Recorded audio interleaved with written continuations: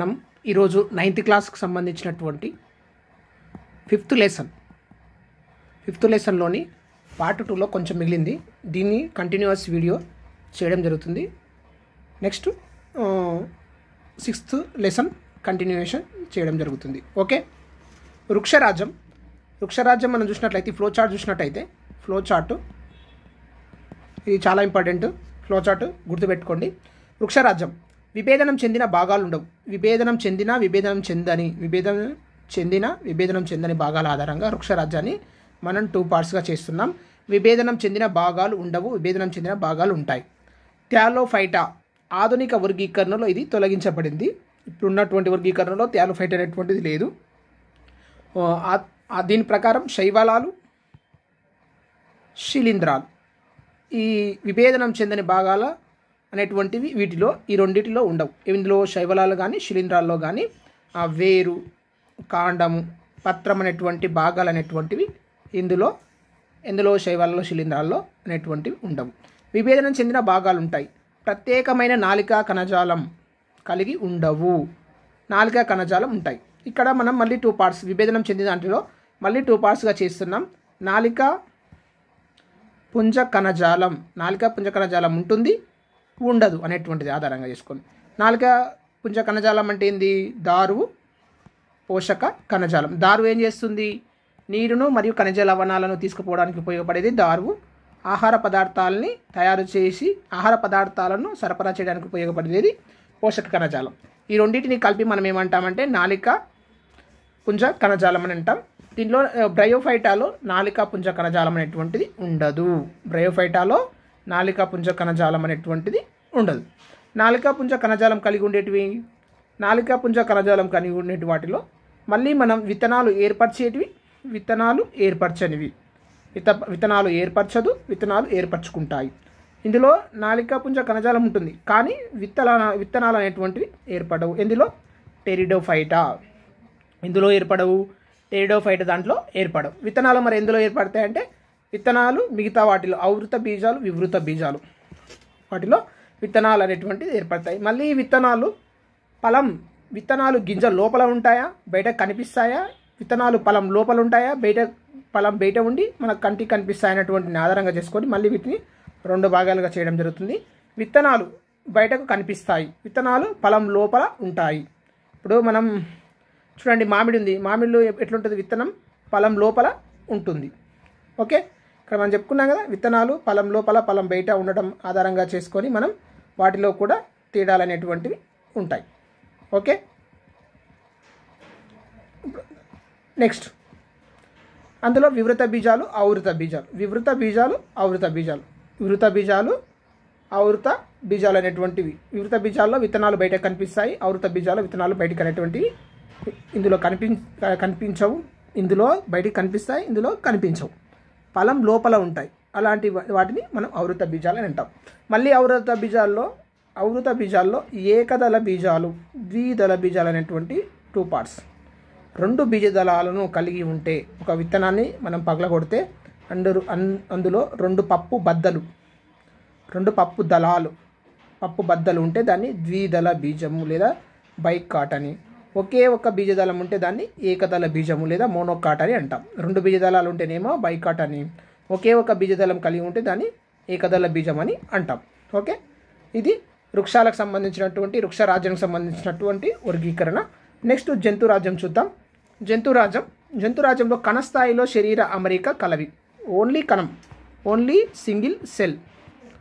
కణస్థాయిలో మాత్రమే శరీర అమరిక కలవి. ప్రోటోజోవా మరియు పొరిఫెరా వర్గపు జీవులు ఏం చేస్తాయి? వీటి కణస్థాయిలోనే వీటి శరీర నిర్మాణం ఉంటుంది. ఒకే ఒక్క కణం ఏం చేస్తుంది? అన్ని జీవక్రియల్ని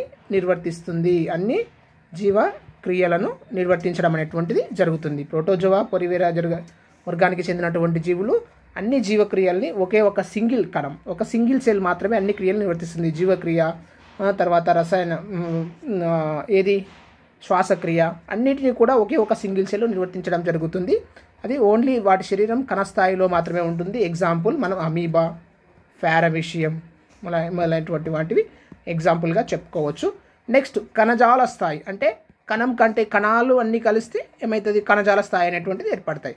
కణజాల స్థాయి శరీర అమరిక కలవి మనం చూసినట్లయితే బాహ్య చర్మం మరియు అంతర్చర్మం మధ్య కుహరము ఉండదు. బాహ్య చర్మం అంతర్చర్మం, ఇది బాహ్య చర్మము, ఇది అంతర్చర్మం, వీటి మధ్య శరీర కుహరం ఉండనటువంటి వర్గాలలో సీలెంటరెటా మరియు ప్లాంటిహెల్మెంతిస్. ఏంటంటిది సీలెంటరెటా మరియు ప్లాంటిహెల్మెంతిస్ అనేటువంటి ఈ వర్గపు జీవులలో కుహరం అనేటువంటిది ఉండదు. మిథ్యా కుహరం ఈ బాహ్యత్వచము మధ్యత్వచం, బాహ్యత్వచము అంతర్త్వచం ఉంది కదా, బాహ్యత్వచం అంతర్త్వచంలో పూర్తి శరీర కుహరం కాకుండా కొద్దిగా మిథ్య కొంచెం ఉండేటువంటి దాన్ని ఏమంటాం మనం, మిథ్య అంటాం. అంటే ఉండి ఉండనట్టుగా అలాంటి శరీర కుహరం కలిగి ఉంటే దాన్ని మిథ్యా శరీర కుహరం అంటాం. అలాంటి జీవులను మనం ఏమనొచ్చు నిమటోడా. ఏ జీవులు అనొచ్చు, నిమటోడా వర్గానికి చెందిన జీవులుగా మనం చెప్పవచ్చు. మిథ్య, ఇప్పుడు మనం ఏం చేస్తాం, దీన్ని ఎట్లా గుర్తుపెట్టుకోవాలంటే మిథ్యా శరీర కుహరపు జీవులు అంటే ఇప్పుడు మనకేం చేస్తాం, నిమ్మకాయని చూపించి చాలా మిథ్య అంటే ఉన్నది లేనట్టుగా లేనిది ఉన్నట్టుగా మనకు ఎన్నో ప్రయోగాలు చేస్తుంటారు కదా, అట్లా నిమటోడా మిథ్యా శరీర కుహరం ఉంటుంది. నెక్స్ట్ నిజ శరీర కుహరం. నిజం అంటే బాహ్యత్వచము మధ్యత్వచం మధ్యన పూర్తిగా నిజ శరీర కుహరం ఉంటుంది. శరీర కుహరం అంటే ఏం లేదండి, శరీర కుహరంలో ద్రవాలు అనేటువంటివి ఉంటాయి.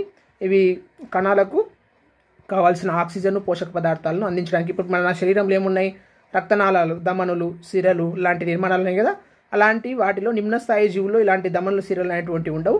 వాటిలో ఒక కాలువ వంటి నిర్మాణం ఉంటుంది, దాన్నే మనం శరీర కుహరం అని అంటాం. శరీర కుహరం నిజమైన శరీర కుహరం. అలాంటి పిండ దశలో మధ్యత్వచం విభజన చెందడం, పిండ దశలో మధ్యత్వచం విభజన చెందడం వల్ల నిజ శరీర కుహరం ఏర్పడుతుంది. అలాంటి వాటిలో మనం చూసినట్లయితే అనెలిడా, ఆర్థోపోడా, మొలస్కా ఈ జీవులలో మధ్యత్వచం గుర్తుపెట్టుకోవాలి. ఏ త్వచం నుంచి అనేటువంటిది కూడా ఇంపార్టెంట్. పిండ దశలో మధ్యత్వచం విభజన చెందడం వల్ల, మధ్య స్థరం అన్న ఒకటే, త్వచం అన్న ఒకటే, పిండ దశలో మధ్యస్థరం విభజన చెందడం వల్ల నిజ శరీర కుహరం ఏర్పడుతుంది. అలాంటి వర్గపు జీవులు అనెలిడా, మొలస్కా మరియు ఆర్థోపోడా వర్గానికి చెందినటువంటి జీవులు. అంతఃచర్మం నుంచి ఏర్పడే మధ్యత్వచపు సంచుల నుండి నిజ శరీర కుహరం ఏర్పడుతుంది. ఇక్కడనేమో మధ్యత్వచం నుంచి ఏర్పడుతుంది. ఇందులో అంతఃచర్మం ఉంది కదా, అంతఃచర్మం నుంచి ఏర్పడే అంతఃచర్మంలోనే ఉండే మధ్యస్థరపు సంచుల నుంచి నిజ శరీర కుహరం అనేటువంటిది ఏర్పడుతుంది. ఇందులో పృష్ఠవంశం ఉండదు, పృష్ఠవంశం ఉంటుంది. ఇందులో పృష్ఠవంశం ఉండకపోవడం ఆధారంగా చేసుకొని మనం 2 వర్గాలుగా విభజించడం జరిగింది. ఇకైనోడెర్మటాలో ఏముంటుంది, పృష్ఠవంశం అనేటువంటిది ఉండదు. కార్డేటాలో ఏముంటుంది, పృష్ఠవంశం అనేటువంటిది. పృష్ఠవంశం ఏంటంటే మన శరీరంలో అయితే ఏ విధంగా వీపుకు వెనుక వైపున ఉన్నటువంటి వెన్నుముక్క ఉంటుంది కదా, ఆ వెన్నుముక్క లాంటి నిర్మాణం అనేటువంటిది ఈ నిమ్న స్థాయిలో పృష్ఠవంశంగా ప్రారంభం అవుతుంది. ఈ పృష్ఠవంశము ఉంటే అంటే పృష్ఠవంశం ఉన్నటువంటి జీవులు ఎక్కడి నుంచి ప్రారంభమవుతాయి అంటే కార్డేటా నుంచి ప్రారంభమవుతాయి. ఈ జీవులలో ఇకైనోడెర్మటాలో నిజ శరీర కుహరం ఉంటుంది కానీ పృష్ఠవంశం అనేటువంటిది ఉండదు. ఇది డిఫరెన్స్ గుర్తుపెట్టుకోవాలి. నెక్స్ట్ కార్డేటా అని చెప్పుకున్నాం కదా. మన కార్డేటాలో మళ్ళీ ప్రోకార్డేటా మరియు వర్టిబ్రేటా. ప్రోకార్డేటాలో మళ్ళీ 2 టైప్స్. ప్రోకార్డేటాలో యూరోకార్డేటా మరియు సెఫలోకార్డేటా. యూరోకార్డేటా చూసినట్లయితే లార్వా దశలో తోకకు పరిమితమైన పృష్ఠవంశం ఉంటుంది, ప్రౌఢ దశలు అనేటువంటిది ఉండదు. అయితే ఇక్కడ పృష్ఠవంశం అనేటువంటిది ప్రారంభం అవుతుంది ఎక్కడో కార్డేటాలో. అందులో యూరోకార్డేటాలో చూసినట్లయితే యూరోకార్డేటా చిన్న లార్వా దశ ఉంటుంది కదా, ఆ లార్వా దశలో తోకకు మాత్రమే పృష్ఠవంశం పరిమితమై ప్రౌఢజీవి ఉంటుంది కదా, మళ్ళీ అది పెద్ద అయిన తర్వాత పృష్ఠవంశం అనేటువంటిది యూరోకార్డేటాలో ఉండదు. సెఫలోకార్డేటా పృష్ఠవంశం శరీరం పొడవునా జీవితాంతం ఉంటుంది. ఈ పృష్ఠవంశము సెఫలోకార్డేటాలో ఏముంటుంది, జీవితాంతం ఉంటుంది. అంటే చిన్న పుట్టిన దశ నుంచి అది చనిపోయేంత వరకు కూడా పృష్ఠవంశం అనేటువంటిది ఉంటుంది ఇందులో సెఫలోకార్డేటా. Next Vertebrata. జీవిలో పృష్ఠవంశం వెన్నెముకగా మారుతుంది. ఇది పరిణామ క్రమానికి నిదర్శనం అండి. ఇక్కడ ఏమైంది, తోకలో మాత్రమే ఉంటుంది, ప్రౌఢజీవిలో ఉండదు. ఇక్కడ ఏముంటుంది, జీవితాంతం పృష్ఠవంశం ఉంటుంది. ఆ పృష్ఠవంశం అనేటువంటిది వర్టిబ్రేటాలో ఏ విధంగా మారుతుంది, పృష్ఠవంశం వెన్నెముకగా మారుతుంది. ఈ తర్వాత వచ్చేటువంటి అన్ని జీవులలో కూడా వెన్నెముక అనేటువంటిది ఉంటుంది. నెక్స్ట్ మనం చూసినట్లయితే కార్డేటా తర్వాత చేపలు, ఉభయచరాలు, సరీసృపాలు, పక్షులు, క్షీరదాలు అనేటువంటి అత్యుత్తమైనటువంటి పరిణామం చెందినటువంటి జీవులు. చేపలు చూద్దాం.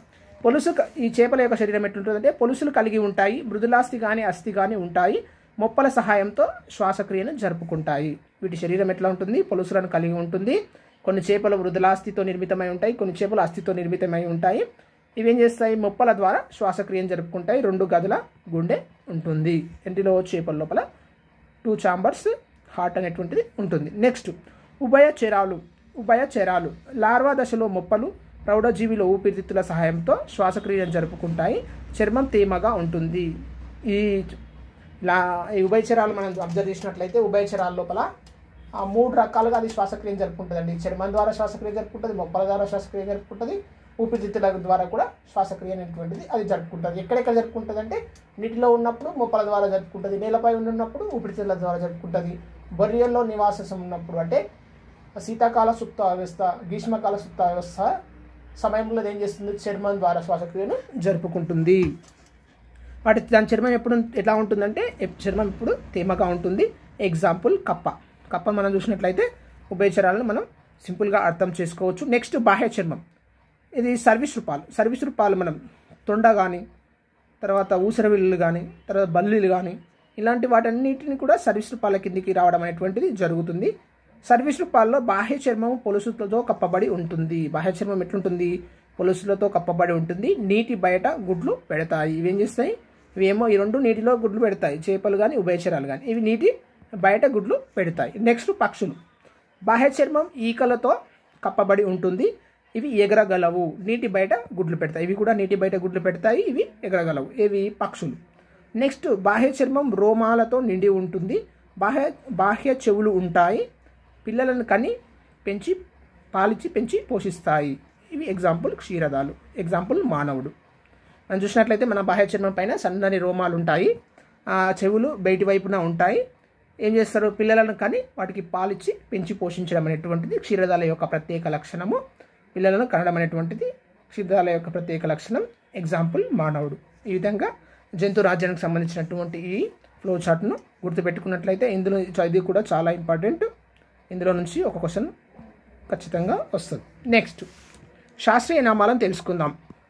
అయితే ఫర్ ఎగ్జాంపుల్ మనం చూసినట్లయితే మన తెలంగాణ, ఏపీ, ఇండియా, చైనా ఈ విధంగా వివిధ దేశాల్లో ఫర్ ఎగ్జాంపుల్ ఒక చింత చెట్టుని మనం తీసుకున్నట్లయితే మన తెలంగాణలో ఒక పేరుతో పిలిస్తే, ఏపీలో ఇంకో పేరుతో పిలిస్తే, మన ఇండియాలో ఇంకో పేరుతో పిలిస్తే, చైనాలో ఇంకో పేరుతో పిలిస్తే, జపాన్లో ఇంకో పేరుతో పిలిస్తే, ఈ విధంగా ప్రాంతీయంగా మరియు ఆ ప్రాంత మాండలికం ఆధారంగా, భాష ఆధారంగా ఏమవుతాయి? ఒక్కొక్క చెట్టుకు విభిన్నమైనటువంటి నామాలు అనేటువంటి విభిన్నమైనటువంటి పేర్లు ఉంటాయి.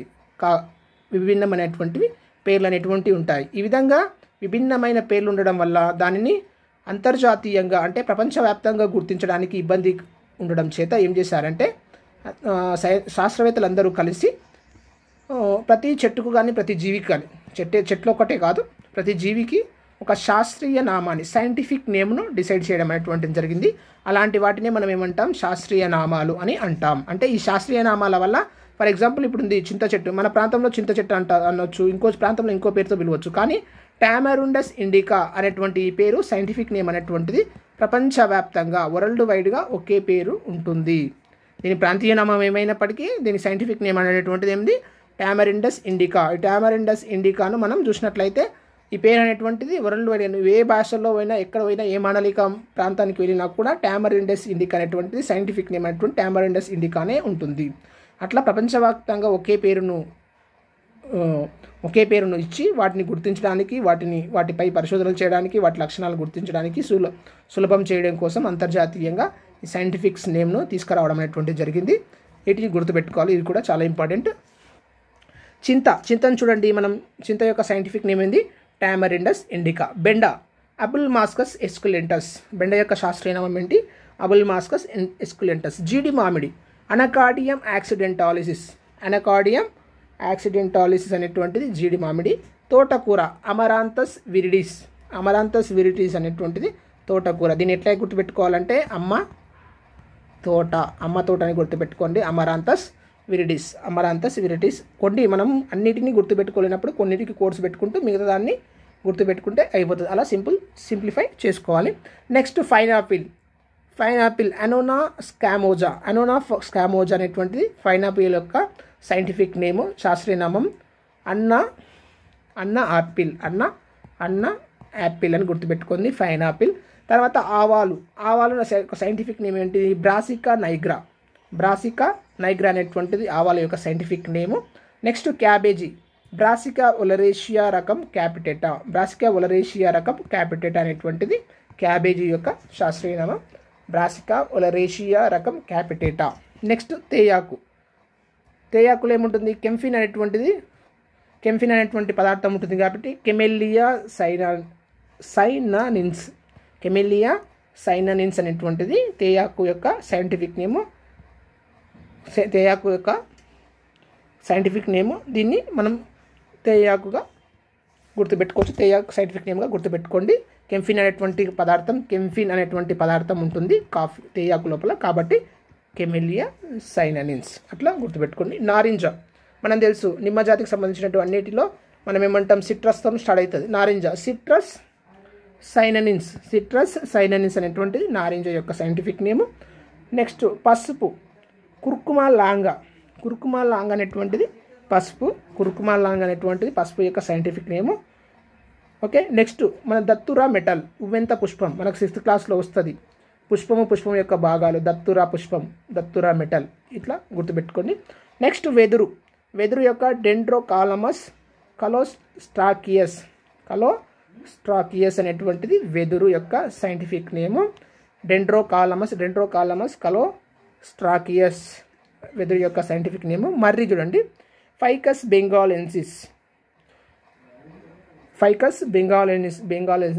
అనేటువంటిది మర్రి యొక్క సైంటిఫిక్ నేము, మర్రి చెట్టు యొక్క సైంటిఫిక్ నేము. మిరపను మనం ఇంగ్లీష్లో ఏమంటాం? క్యాప్సికమ్ ఫ్రూటిసెన్స్ అనేటువంటిది మిరప యొక్క సైంటిఫిక్ నేము. ఈ విధంగా మనకు కొన్ని వృక్షాలకు సంబంధించినటువంటి సైంటిఫిక్ నేమ్. నెక్స్ట్ జంతువులు, చీమ నుంచి మనకు ఫార్మిక్ ఆమ్లం అనేటువంటిది, అది చీమ కుట్టినప్పుడు మనకు ఒక రకమైన కెమికల్ రిలీజ్ చేస్తుందండి మన శరీరంలోకి, దాన్ని మనం ఫార్మిక్ ఆమ్లం అని అంటాం. ఇట్లా గుర్తుపెట్టుకోండి. దీనికి హెమినోప్టెరస్ ఫార్మిసిడి చీమ యొక్క సైంటిఫిక్ నేమ్, హెమినోప్టెరస్ ఫార్మిసిడి. తర్వాత గాడిద, ఈక్విస్ అసినస్ అనేటువంటిది గాడిద యొక్క సైంటిఫిక్ నేము. నెక్స్ట్ పిల్లస్ కాటస్ అనేటువంటిది, పిల్లస్ కాటస్ అనేటువంటిది పిల్లి యొక్క సైంటిఫిక్ నేము, పిల్లస్. ఓకే, పిల్లస్ అనేది గుర్తుపెట్టుకోండి. నెక్స్ట్ కంగారు, మ్యాక్రోఫాడిడే అనేటువంటిది కంగారు, మ్యాక్రోఫాడిడే. ఏం చేస్తుంది? కంగారు అనేటువంటి జంతువు తన శరీరం కింద ఒక సంచి లాంటి నిర్మాణాన్ని పెట్టుకొని అక్కడ సంచిలో ఏం చేస్తుంది? ఆ శిశువులకు పోషించుకుంటూ వాటికి పాలనిచ్చుకుంటూ ఉంటుంది. కాబట్టి ఇక్కడ చూడండి, మనం పాడి పరిశ్రమ నుంచి మనకేమొస్తాయి? అత్యధికంగా పాలు అనేటువంటివి వస్తాయి. అట్లా గుర్తుపెట్టుకోండి. కంగారు దిగువ భాగంలో ఒక సంచి లాంటి నిర్మాణం ఉంటుంది, అక్కడ స్తన గ్రంథులు ఉంటాయి, అక్కడనే పాలు తీసుకుంటూ అక్కడనే పిల్ల జీవులు అనేటువంటి సంరక్షించబడతాయి. మ్యాక్రోఫస్ పాడిడే. ఓకే. కుందేలు, రోడెంటియా రాటస్, దీని సైంటిఫిక్ నేము. తర్వాత కుక్క చాలా సింపుల్, కుక్క కానిస్ ఫెమిలియారిసిస్, కుక్క దాంతో స్టార్ట్ అవుతుంది. కానిస్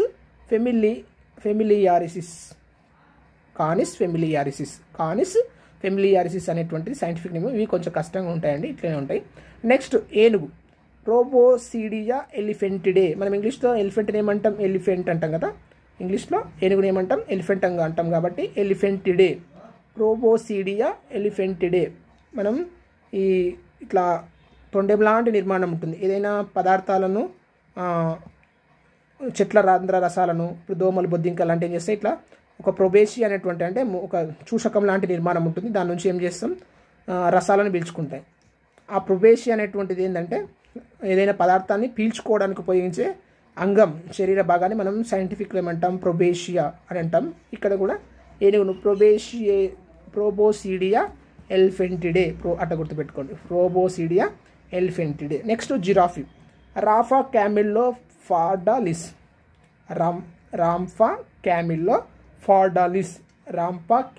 ఫార్డాలిస్ అనేటువంటిది జిరాఫీ సైంటిఫిక్ నేము. నెక్స్ట్ పంది అట్రియోడక్టిల్లా సూయిడే. అట్రియోడక్టిల్లా సూయిడే అనేటువంటిది పంది యొక్క సైంటిఫిక్ నేము అట్రియోడక్టిల్లా సూయిడే. నెక్స్ట్ నీటి గుర్రం హిప్నోకాంపస్ సిగ్నాంతిడే. నీటి గుర్రాన్ని హిప్నోకాంపస్ అంటారు ఇంగ్లీష్లో. నెక్స్ట్ హిప్నోకాంపస్ సిగ్నాంతిడే అనేటువంటి సైంటిఫిక్ నేమ్. నెక్స్ట్ కాకి కూడా చాలా సింపుల్. కోర్వస్ కరోనే. కోరస్ మనం కోరస్ వాడతాం, సాంగ్స్లో కోరస్ వాడతారు కదా. కొంతమంది మనం సరిగ్గా వాడకపోతే ఏమంటాం, కాకి గొంతు లాకుండా అంటాం. కాబట్టి కాకి కోర్వస్ కరోనే ఇట్లా గుర్తుపెండి. కోరస్ కాకి కోరస్ వాడుతుంది. కోరస్ కరోనే అనేటువంటిది కాకి. నెక్స్ట్ నెమలి పావో క్రిప్టేటస్. మనకు తెలుసు కదా జాతీయ పక్షి నెమలి పావో క్రిప్టేటస్. ఓకే, ఇవి మన సైంటిఫిక్ కొన్ని రకాలమైన జంతువులకు సంబంధించినటువంటి సైంటిఫిక్ నేము. నెక్స్ట్ మనం ఇప్పుడు జ్ఞానేంద్రియాలు అనేటువంటి పాఠ్యాంశంకి సంబంధించి ఇప్పుడు మనం చూద్దామండి. ఇది 9th క్లాస్ సంబంధించినటువంటి 6th లెసన్. ఓకే, జ్ఞానేంద్రియాలు అనేటువంటి పాఠ్యాంశం. ఓకే, నెక్స్ట్ మన ప్రకృతి సౌందర్యాన్ని కళ్ళతో, వినుల విందైన సంగీతాన్ని చెవులతో, పూల సువాసనలను ముక్కుతో, ఆహార రుచిని నాలుకతో, చల్లని చిరుగాలిని స్పర్శిస్తుంటాం. చల్లని చిరుగాలిని ఏం చేస్తాం, స్పర్శ ద్వారా, చర్మం ద్వారా మనం పరిశీలిస్తుంటాం. అకస్మాత్తుగా మన కళ్ళ మీద ఎక్కువ కాంతి పడినప్పుడు లేదా పొరపాటున వేడి పాత్రను తాకినప్పుడు ఏం చేస్తాం. ఇటువంటివన్నీ మన జ్ఞానేంద్రియాలు ఎలా సమాచారాన్ని గ్రహిస్తాయి, ఎలా ప్రతిస్పందిస్తాయో మనకు ప్రత్యక్షంగా తెలియజేస్తున్నాయి. ఈ విధంగా ఇటువంటివన్నీ కూడా మన జ్ఞానేంద్రియాలు ఉన్నాయి కదా. కన్ను, ముక్కు, నాలుక, చెవు, చర్మం, ఇవన్నిటిని మనం ఏమంటామంటే జ్ఞానేంద్రియాలు అని అంటాం. ఇవి ఏ విధంగా ప్రతిస్పందిస్తున్నాయో ఇప్పుడు మనం ప్రత్యక్షంగా తెలుసుకుందాం. జ్ఞానేంద్రియాలు మన శరీరంలోని భాగాలు మాత్రమే కాదు, అవి మనమంటే ఏంటో నిర్వచిస్తాయి. అవి మనం ఏంటో మనకేం చేస్తాయి, నిర్వచిస్తాయి. అంటే మన గురించి మనం తెలుసుకోవడానికి మరియు ఇతరుల గురించి తెలుసుకోవడానికి కూడా శరీరంలో ఉన్నటువంటి జ్ఞానేంద్రియాలే మనకు చాలా ముఖ్యమైనటువంటివి. అవి మనమేంటో మనల్ని నిర్వచిస్తాయి.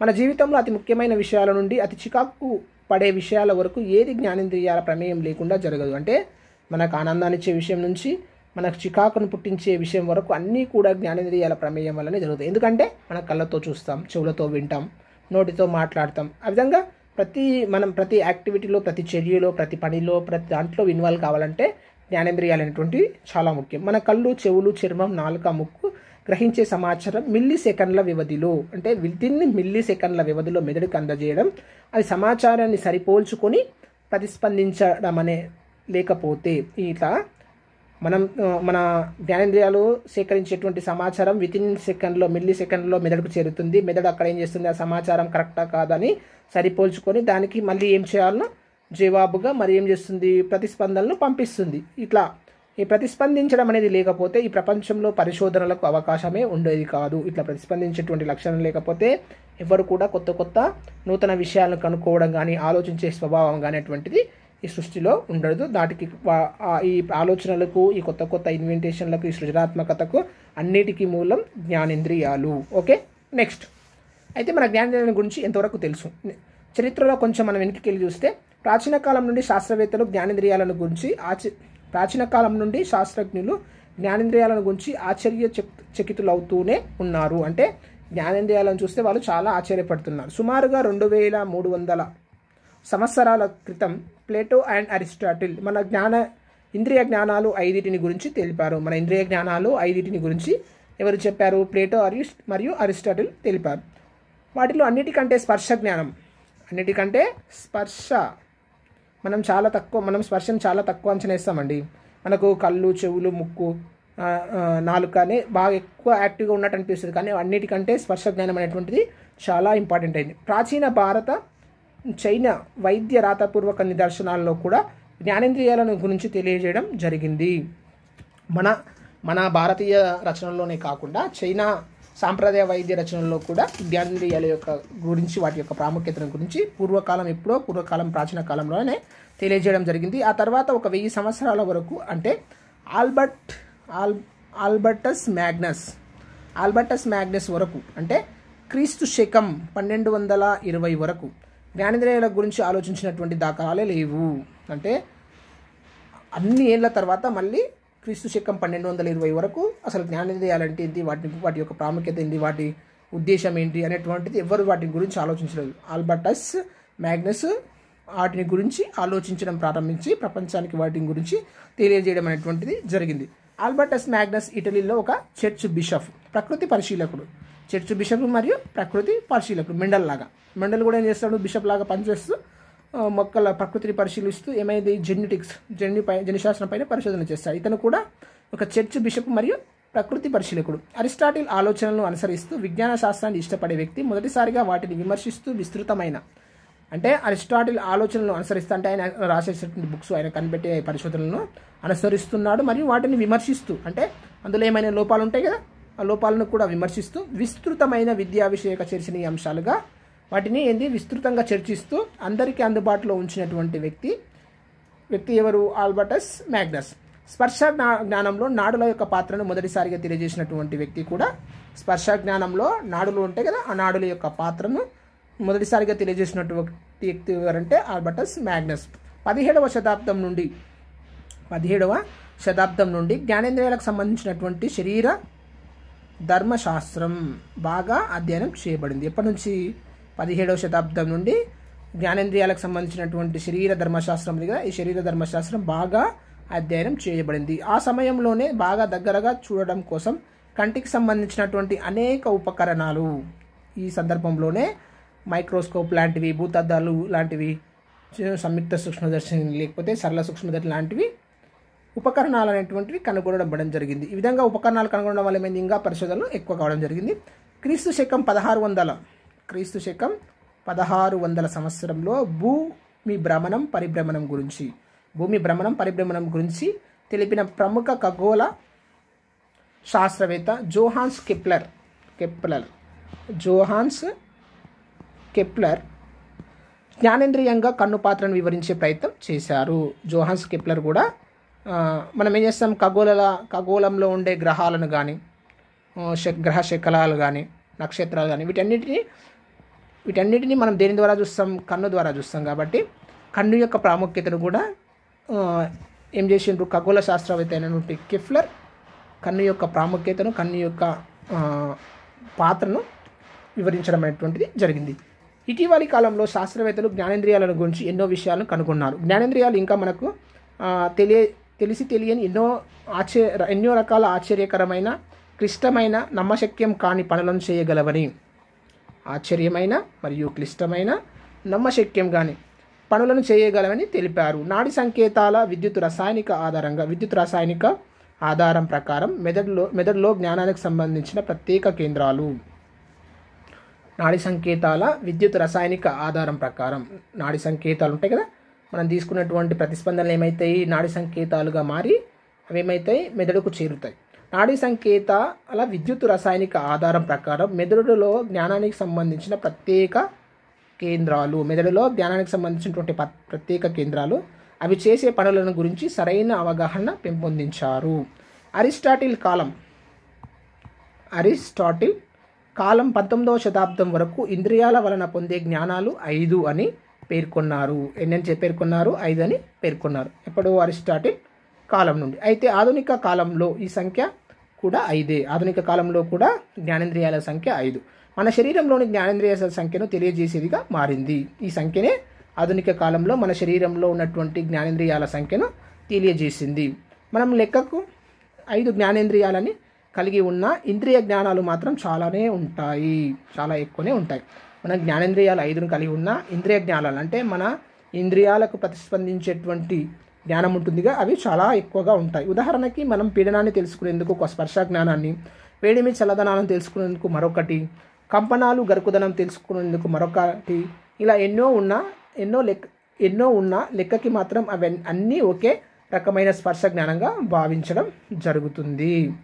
అంటే ఇవన్నీ విభిన్నమైనటువంటి స్పర్శ జ్ఞానాలండి, అవన్నీ ఒకటి కాదు. పీడనానికి సంబంధించింది వేడిమి చల్లదనము, కంపనాలు గరుకుదనము, ఇవన్నీ ఒకటే స్పర్శ జ్ఞానం కాదు, విభిన్నమైనవి. కానీ వాటన్నిటిని మనం ఏం చేస్తున్నాం, ఒకే స్పర్శ జ్ఞానాన్ని కిందికి తీసుకొస్తున్నాం.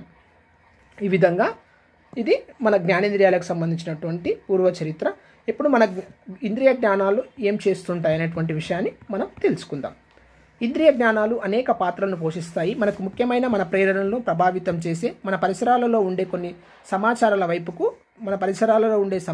వైపుకు మనల్ని ఏం చేస్తాయి, నడిపిస్తూ అవి మనకెంతో సహాయపడుతుంటాయి. ఉదాహరణకు రుచికరమైన ఆహారాల గుమగుమలు మనల్ని వాటి వైపుకి ఏం చేస్తాయి, తీసుకుపోతాయి. మనం ముఖ్యం చేస్తుంది మన జ్ఞానేంద్రియం అటువైపు బాగా మంచి స్మెల్ వచ్చింది అనుకో, మనల్ని అటువైపు చూడడం కానీ అటువైపు తీసుకుపోవడం కానీ, మనం కూడా ఆ ఫుడ్కు తినడానికి అవైలబుల్ ఉంటే అటువైపు మనం తీసుకువెళ్ళడం కానీ చేస్తాయి. వాటి అలా తీసుకువెళ్ళడానికి ముఖ్య కారణం ఏంటంటే మన జ్ఞానేంద్రియంలో ముక్కు అనేటువంటిది చాలా ఇంపార్టెంట్.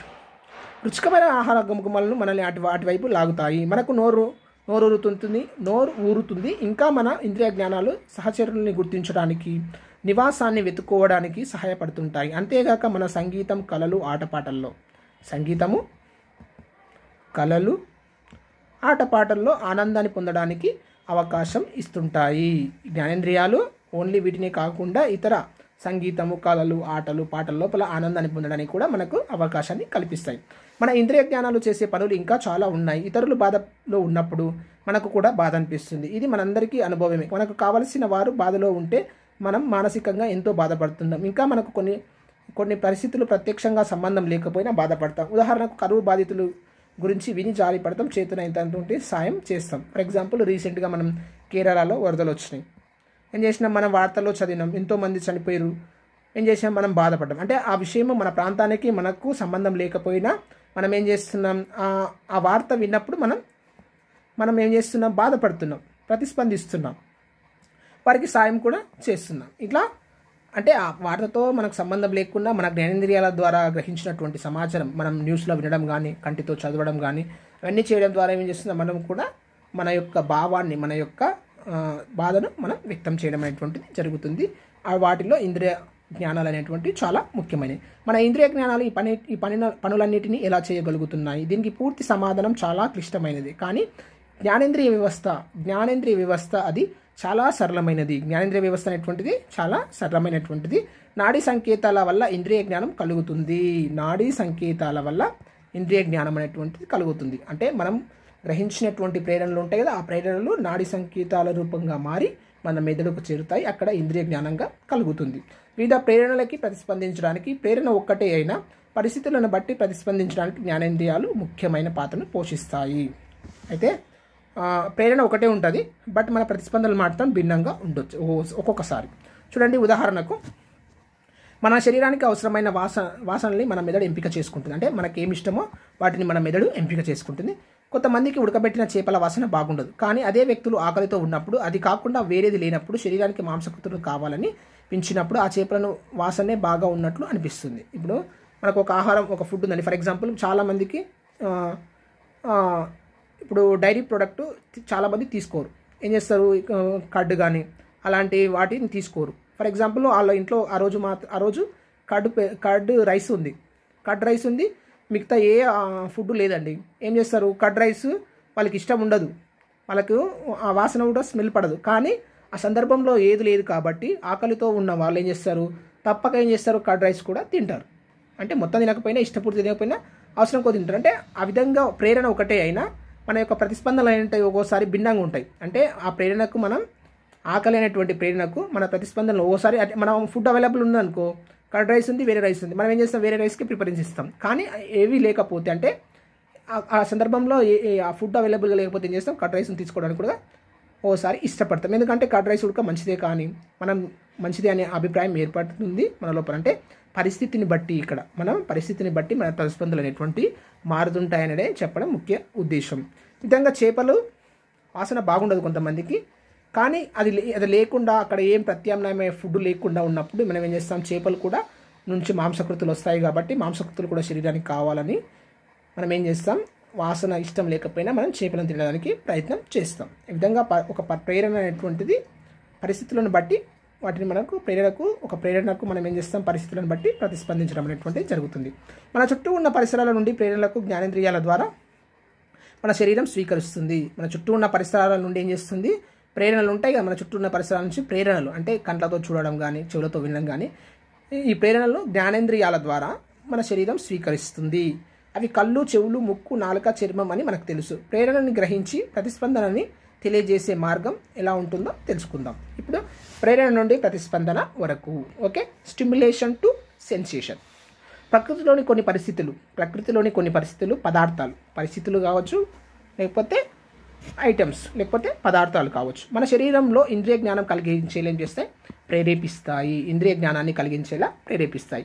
అవి ఉత్తేజకాలు. ఈ ఉత్తేజకాలు తీసుకువెళ్ళే సమాచారాన్ని మన జ్ఞానేంద్రియాల్లోని గ్రాహకాలు, ఉత్తేజాలు తీసుకువెళ్ళే సమాచారం ఉంటుంది కదా, ఈ సమాచారాన్ని ఏం చేస్తాయి, జ్ఞానేంద్రియాలలోని గ్రాహకాలు ఉంటాయి కదా, జ్ఞానేంద్రియాలైనటువంటి గ్రాహకాలైనటువంటి భాగాలు గ్రహించి నాడీ సంకేతాలుగా మారుస్తాయి. మన జ్ఞానేంద్రియాల్లో గ్రాహకాలైనటువంటి భాగాలు ఉంటాయి. ఆ జ్ఞానేంద్రియాల్లో ఉండే గ్రాహకాలైనటువంటి భాగాలు వాటిని గ్రహించి వాటిని ఏం చేస్తాయి, నాడీ సంకేతాలుగా మారుస్తాయి. అవి ఆ నాడీ సంకేతాలను ఏం చేస్తుంది, మెదడుకు అందిస్తుంది. మెదడు ఏం చేస్తుంది, ఇంద్రియ జ్ఞానంగా రూపొందిస్తాయి. మనకు కావాల్సినటువంటి ఇంద్రియ జ్ఞానంగా మార్చుకొని దాన్ని కరెక్టా లేదా వెరిఫై చేసుకొని మళ్ళీ ప్రతిస్పందనని పంపిస్తుంది. ఇంద్రియ జ్ఞానంగా రూపొందిస్తాయి. ఉదాహరణకు ఇక్కడ ఒక ఆకుపచ్చ పత్రం ఉందండి.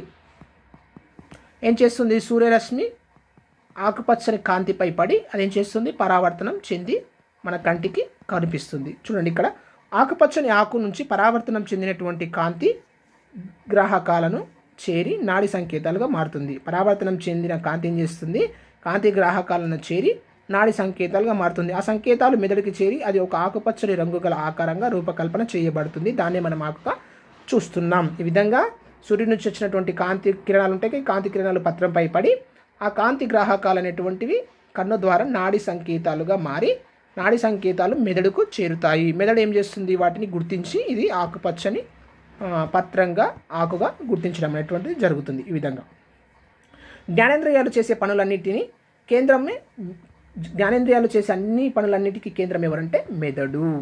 మన చెవులు కానీ, ముక్కు కానీ, చర్మం కానీ, వీటన్నిటిని చేసే పనులన్నిటికీ వీటన్నిటిని కంట్రోల్ చేసేది ఎవరంటే మెదడు.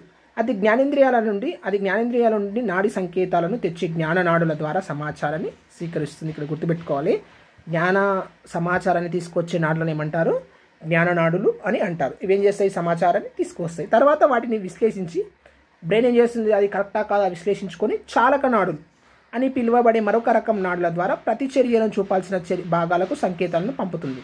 జ్ఞానాన్ని తీసుకొచ్చేటివి జ్ఞాననాడులు, సమాచారాన్ని తీసుకొచ్చేటివి జ్ఞాననాడు, మళ్ళీ తీసుకొని వెళ్ళేటివి ఏంటివంటే చాలక నాడులు. ఈ చాలక నాడులు ఏం చేస్తాయి, సమాచారాన్ని తీసుకుపోయి కావలసిన అంగాలకు ఉంటాయి కదా, ఆ అంగాలకు సమాచారాన్ని అందిస్తాయి. ఆ అంగం ప్రతిస్పందించి చర్యను చూపుతుంది. ఓకే, ఒక చిన్న ఎగ్జాంపుల్ చెప్తాండి. ఇప్పుడు మనకు చేతి మీద ఒక దోమ కుడుతుంది.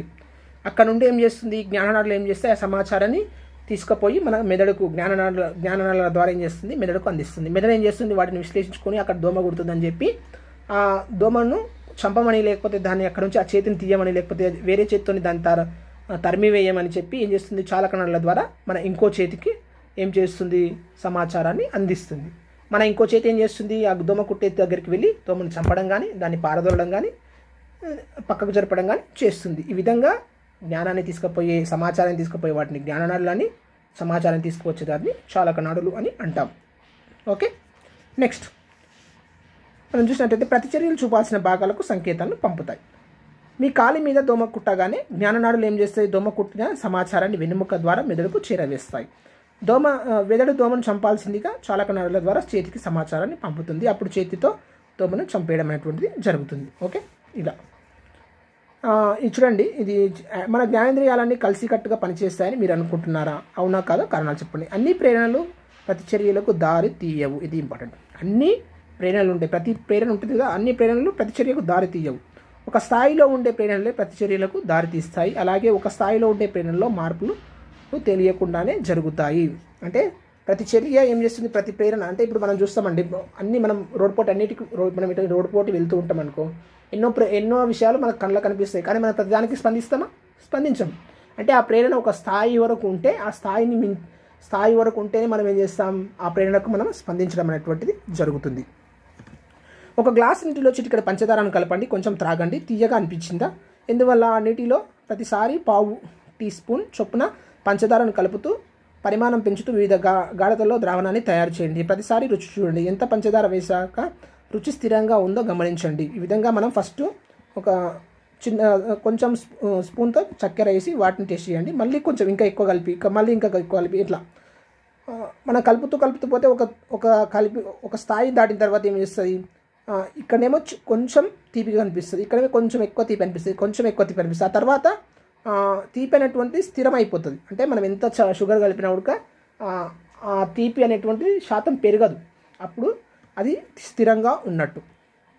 1/4 స్పూన్ చక్కెర నీటితో కలుపుతూ వెళ్ళండి. 1/4 స్పూన్ అంటే దాదాపు 2 గ్రాములకు సమానం. టీ కానీ కాఫీ కానీ కాఫీ ఉంటుంది కదా, కాఫీ కానీ తాగేటప్పుడు మధ్యలో తీపి పదార్థాలు తింటే తీయదనం ఇంతకు ముందు కంటే తగ్గినట్టుగా అనిపించడం మీరు గమనించే ఉంటారు. మనం టీ కానీ కాఫీ కానీ తాగినప్పుడు మధ్యలో ఏమైనా స్వీట్ తిన్నామనుకో, ఆ స్వీట్ ఇంతకు ముందు తినడానికంటే కొంచెం తక్కువ తీపి ఉన్నట్టు అనిపిస్తుంది. ఎందుకంటే కాఫీ టీలో తాగే ముందు ఉప్పదనం ఇది ఎందుకంటే కాఫీ టీలో షుగర్ ఉంటుంది, మనం ఆల్రెడీ షుగర్ టేస్ట్ చేసినాం కాబట్టి తర్వాత స్వీట్ తింటే ఏమవుతుంది, దాని యొక్క షుగర్నెస్ అనేటువంటిది అంటే పదార్థంలో ఉంటుంది, కానీ మన నాలుక పైన ఏమవుతుంది, షుగర్ పెద్దగా ఎక్కువ ఉన్నట్టు అంతకుముందు ఉన్నంత తీయగా అనిపించదు. అదేవిధంగా మనం ఒక ఎగ్జాంపుల్ చూసినట్లయితే టీ కాఫీ తాగే ముందు మనం ఏం చేస్తాం, ఉప్పదనం కలిగిన అల్పాహారం తీసుకుంటాం. అందుకే మనం ఏం చేస్తాం, టీ కానీ కాఫీ కానీ తాగేటప్పుడు మనం స్వీట్ ఫుడ్ కాకుండా మనం ఏం చేస్తాం, సాల్ట్ ఉన్నటువంటి ఫుడ్స్ని ఎక్కువగా తీసుకోవడం అనేటువంటిది జరుగుతుంది. అధిక స్థాయిలో ఉండే ప్రేరణ అల్ప స్థాయిలో ఉండే ప్రేరణ కప్పేస్తుంది. ఇక్కడ ఏం చేస్తుందంటే ఎక్కువ స్థాయిలో ఉండే ప్రేరణ ఉంటుంది కదా, ఎక్కువ స్థాయిలో ఉండే ప్రేరణ ఏం చేస్తుంది, తక్కువ స్థాయిలో ఉండేటువంటి ప్రేరణ ఏం చేస్తుంది, కప్పేస్తుంది. కప్పేయడం వల్ల ఏమైతే చిన్న ప్రేరణలు మనం కొన్నిసార్లు గుర్తించలేము, భావిస్తాం. చిన్న స్థాయిలో ఉన్న ప్రేరణ కనిపిస్తుంది. తినగా మేము తీయనుండు అనే పద్యాన్ని గుర్తు తెచ్చుకోండి. మనం చూసినట్లయితే తినగా వేపాకు తీయండు, మనం స్టార్టింగ్లో ఎట్లుంటుంది, చాలా చేదు ఉంటుంది. తినంగా ఏమవుతుంది, అది చేదు మొత్తం తగ్గిపోతున్నట్టు మనకు అనిపిస్తుంది. చేదు అంతే ఉంటుంది, బట్ కానీ మనకు తగ్గినట్టు అనిపిస్తుంది. అంటే అట్లా మార్పులు అనేటువంటివి జరుగుతూ ఉంటాయి. జ్ఞానేంద్రియాలన్నీ మార్పుల్ని కనిపెట్టేవే. ప్రతి జ్ఞానేంద్రియం కూడా ఏం చేస్తుంది, మార్పులను కనిపెడుతూనే ఉంటాయి. చేంజెస్ డిటెక్టర్గా పనిచేస్తాయి. మీరు ఎప్పుడైనా ఎండగా ఉన్న రోజున చల్లటి నీటి గుంట కూల్ పూల్ ఉంటుంది కదా లోకి గెంతారనుకోండి, ఆ మార్పు మీకు స్పర్శతో ఖచ్చితంగా తెలుస్తుంది. బాహ్య ప్రపంచంలోని మార్పులన్నీ గుర్తించడమే మన జ్ఞానేంద్రియాల యొక్క ప్రధాన పని. బాహ్య ప్రపంచం ఉంటుంది కదా, మన చుట్టూ ఉన్నటువంటి పరిసరాలు, బాహ్య ప్రపంచంలోని మార్పులు ఉంటాయి కదా, ఆ మార్పులను గుర్తించడమే మన జ్ఞానేంద్రియాల యొక్క ముఖ్యమైనటువంటి విధి. ఆకస్మికంగా కళ్ళలో పడ్డ కాంతి, శరీరం మీద చిమ్మిన నీరు, వినిపించిన ఉరుము శబ్దం, గుండు సూది గుచ్చుకోవడం మొదలైనవన్నీ ఇందుకు ఉదాహరణలే. ఇలాంటివన్నీ మార్పులను కూడా వితిన్ సెకండ్ల లోపల మన జ్ఞానేంద్రియాలు అనేటువంటివి గమనించడం అనేటువంటిది జరుగుతుంది.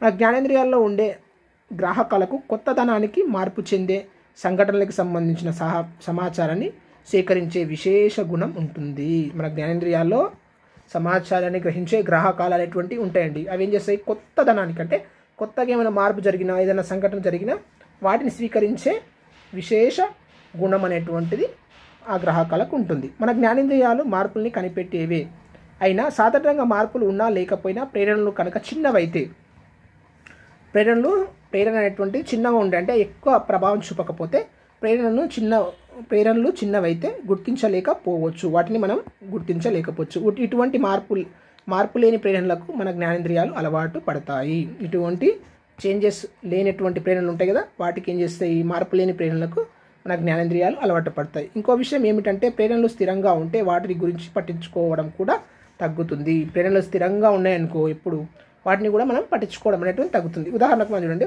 ఒక ముద్రణాలయంలో మొదటిసారిగా పనిలో చేరిన కార్మికుడికి అక్కడి శబ్దాలు అసౌకర్యంగా ఉంటాయి, కానీ కాలం గడిచే కొద్దీ ఆ శబ్దాలు అతడికి అసౌకర్యం అనిపించవు. ఫస్ట్ మనం ఒక ప్రింటింగ్ ప్రెస్లో పనిచేస్తున్నామండి, ఫస్ట్ రోజు పోయినాం, అక్కడున్న శబ్దాలు అవన్నీ ఏం చేస్తాయి, అంతవరకు అతడు వినాడు అలాంటి శబ్దాలు, అవన్నీ చిరాకు కల్పిస్తాయి ఆ రోజు. అట్లా సెకండ్ రోజు, థర్డ్ రోజు, ఫిఫ్త్ రోజు, ఫోర్త్ రోజు అట్లా వరుసగా వెళ్ళిందనుకో, తర్వాత ఒక వారం రోజుల తర్వాత ఏమవుతాయి, ఆ శబ్దాలన్నీ కూడా అతనికి నార్మల్ అయిపోతాయి. అంటే శబ్దం అదే స్థాయిలో వస్తుంది, బట్ కానీ ఆ ప్రేరణలు స్థిరంగా కంటిన్యూగా ఉన్నాయి కాబట్టి వాటిని మనం ఏం చేస్తాం, మన జ్ఞానేంద్రియాలు అనేటువంటి వాటిని పట్టించుకోవడం అనేటువంటి తగ్గుతుంది. దీనికి ఒక బెస్ట్ ఎగ్జాంపుల్ నేను చెప్తా. మనకు ఈ రూమ్లో కూర్చొని చదువుకునేటప్పుడు మనకు ఫ్యాన్ శబ్దం మనకు పడదు, కొంతమందికి పడదు, అందరికీ కానీ కదా, కొంతమందికి పడదు. పడినప్పుడు మనం ఏం చేస్తాం, ఇద్దరు వ్యక్తులు ఒక రూమ్లో కూర్చొని చదువుకోవాలి. ఏం చేస్తారు, ఒకతనికి ఫ్యాన్ ఇష్టం, ఒకతనికి ఫ్యాన్ ఇష్టం లేదు. ఏం చేస్తాం, అతని కొరకన్నా ఇతడు ఫ్యాన్ బంద్ చేయకుండా ఆ సౌండ్ను భరిస్తుంటాడు. అట్లే ఫస్ట్ రోజు కూర్చున్నాడు, సెకండ్ రోజు కూర్చున్నాడు, థర్డ్ రోజు కూర్చున్నాడు, అట్లా వారం రోజులు కూర్చున్న తర్వాత అతను కూర్చున్న తర్వాత ఫస్ట్ రోజు డిస్టర్బ్ అనిపించినంత ఫ్యాను రెండో రోజు మూడో రోజు తర్వాత నార్మల్ అయిపోతుంది. ఎందుకంటే ఆ శబ్దం అనేటువంటిది స్థిరంగా కంటిన్యూగా జరుగుతుంది కాబట్టి మన జ్ఞానేంద్రియాలు ఏం చేస్తాయి, వాటిని పట్టించుకోవడం ఏం చేస్తాయి, తగ్గిస్తాయి. ఇట్లా మన జ్ఞానేంద్రియాలు మార్పులు చిన్నవైనా స్థిరంగా ఉన్నా కూడా వాటికి ఏం చేస్తాయి, పట్టించుకోవడం అలవాటు పడిపోతాయి, వాటికి అలవాటు పడతాయి అనేటువంటిది మనం గుర్తించవచ్చు. మనం ఎగ్జాంపుల్ దీన్ని బట్టి మన ఇంద్రియ జ్ఞానం గురించి ఏం అర్థమవుతుందో అర్థం చేసుకోవచ్చు. ప్రేరణలో మార్పుల్ని కనిపెట్టడానికి, సంబంధాన్ని గుర్తించడానికి అనువుగా మన శరీరం నిర్మించబడింది. ప్రేరణలో మార్పుల్ని కనిపెట్టడానికి వాటి సంబంధాలని, అంటే ఆ ప్రేరణల మధ్య సంబంధం ఉంటుంది కదా, ఆ సంబంధాన్ని గుర్తించడానికి అనువుగా మన శరీరం నిర్మించబడింది. ఈ విధుల్ని నిర్వర్తించేటివే జ్ఞానేంద్రియాలు. సంబంధాలని గుర్తించడానికి మరియు వాటి యొక్క మార్పుల్ని కనిపెట్టడానికి మన శరీరం నిర్మించబడింది. ఆ విధుల్ని నిర్వర్తించేటివి, మన శరీరంలో ఆ విధులు నిర్వర్తించేటివి అంటే జ్ఞానేంద్రియాలు. ఇప్పుడు కళ్ళు, చెవులు, చర్మం, ముక్కు, నాలుక అనే 5 జ్ఞానేంద్రియాలు మనం కలిగి ఉన్నామని మనకు తెలుసు. 5 జ్ఞానేంద్రియాలను కలిగి ఉన్నామని మనకు తెలుసు. ఈ జ్ఞానేంద్రియాలు జ్ఞాన గ్రాహకాలను కలిగి ఉంటాయి. ఏం చేస్తాయి? ఇవి జ్ఞాన గ్రాహకాలను కలిగి ఉంటాయి. ప్రతి గ్రాహకం ప్రత్యేకమైన ప్రేరణకు సూక్ష్మగ్రాహ్యత ఏం చేస్తుంది? సూక్ష్మగ్రాహ్యతను, సెన్సిటివిటీని కలిగి ఉంటుంది. ప్రతి ప్రేరణకు ప్రతి గ్రాహకం ఉంటుంది కదా. ఇప్పుడు కన్నులో ఉండే గ్రాహకం ప్రత్యేకమైన ప్రేరణకు, అదొక ఆ రకమైనటువంటి ప్రేరణకి అది సూక్ష్మగ్రాహ్యతను కలిగి ఉంటుంది. ఎగ్జాంపుల్, ఇప్పుడు కన్ను గురించి తెలుసుకుందాం. కన్ను జ్ఞానేంద్రియం గురించి తెలుసుకుందాం. మన భౌతిక పరిసరాల్లో కోరుకున్న గమ్యాలు, లక్ష్యాలు, భయాలు, మార్పులను గుర్తించి వాటికి అనుగుణంగా ఉండడానికి దృష్టి సహాయపడుతుంది. అంటే మన చుట్టూ ఉన్నటువంటి పరిసరాల్లో జరిగే మార్పులకు, భయాలకు, వాటిని అనుగుణంగా మన దృష్టి ఏం చేస్తుంది? మనకు సహాయపడుతుంది. దృష్టి వ్యవస్థ దీన్ని ఎలా సాధిస్తుంది మనకి క్రింది కొద్దిల ద్వారా తెలుసుకుందాం. సాధారణ కాంతి చూడండి. మీ స్నేహితుని కంటి బాహ్య నిర్మాణం పరిశీలించండి. ఇది కామన్. సాధారణంగా కాంతిలో మీ స్నేహితుడి కన్నుగుడ్డు పరిశీలించండి. తర్వాత అతని కంటిలోకి టార్చ్ లైట్ కాంతి కిరణ పుంజాన్ని వేసి మళ్ళీ పరిశీలించండి. అప్పుడు చూసినట్లయితే అతని యొక్క కంటి నిర్మాణం, కంటి లోపల చేంజెస్ అనేటువంటి కనిపిస్తాయి. ఇప్పుడు మీ స్నేహితుడు లేదా స్నేహితురాలి 2 నిమిషాల పాటు కళ్ళు మూసుకోమనండి. తర్వాత కళ్ళు తెరవండి. కేంద్ర భాగంలో ఉండే కన్ను యొక్క కేంద్ర భాగం ఉంటుంది కదా, కేంద్ర భాగంలో ఉండే చిన్న నలుపు రంగు భాగం పరిమాణాన్ని పరిశీలించండి. ఈ నలుపు రంగు పరిమాణాన్ని పరిశీలించినట్లయితే కళ్ళు మూసి తెరిస్తే పరిమాణం చిన్నగా ఉన్నట్టు కనిపిస్తుంది. ఈసారి మళ్ళీ టార్చ్ లైట్ కాంతి కిరణ పుంజాన్ని కంటిలో వేస్తూ మీ స్నేహితుడి యొక్క కంటిని బలవంతంగా తెరచమని చూడండి. ఈ విధంగా మనం టార్చ్ లైట్ కంటిలో వేసి అప్పుడు మనం పరిశీలించినట్లయితే ఎక్కువ వెలుతురులో ఏమవుతుంది? ఆ కంటి పాప నలుపు రంగు చిన్నగా అనిపిస్తుంది. అంటే మనం కళ్ళు మూసినప్పుడు తెరిచిందా అనేటప్పుడు, అంటే మూసినప్పుడు ఏమైతే చిన్నగా కనిపించినట్టు అనిపిస్తుంది. చిన్న నలుపు రంగు భాగానికి ఏం జరిగింది? ఇది మనం పరిశీలించాం. ఇది చూడండి కన్ను యొక్క పటం యొక్క నిర్మాణం. దీన్ని బాగా పరిశీలించండి. ఇందులో నుంచి ఒక క్వశ్చన్ వస్తుంది ఖచ్చితంగా. శుక్లపటలం ఇది భాగం ముందు భాగంలో ఉంటుంది ఇక్కడ. దీని తర్వాత వచ్చేది దృఢస్థరం, తర్వాత రక్తపటలం, తర్వాత నేత్రపటలం. పచ్చ చుక్క, అందచుక్క అనేటువంటిది కూడా ఉంటుంది. అందచుక్క మరియు పచ్చ చుక్క.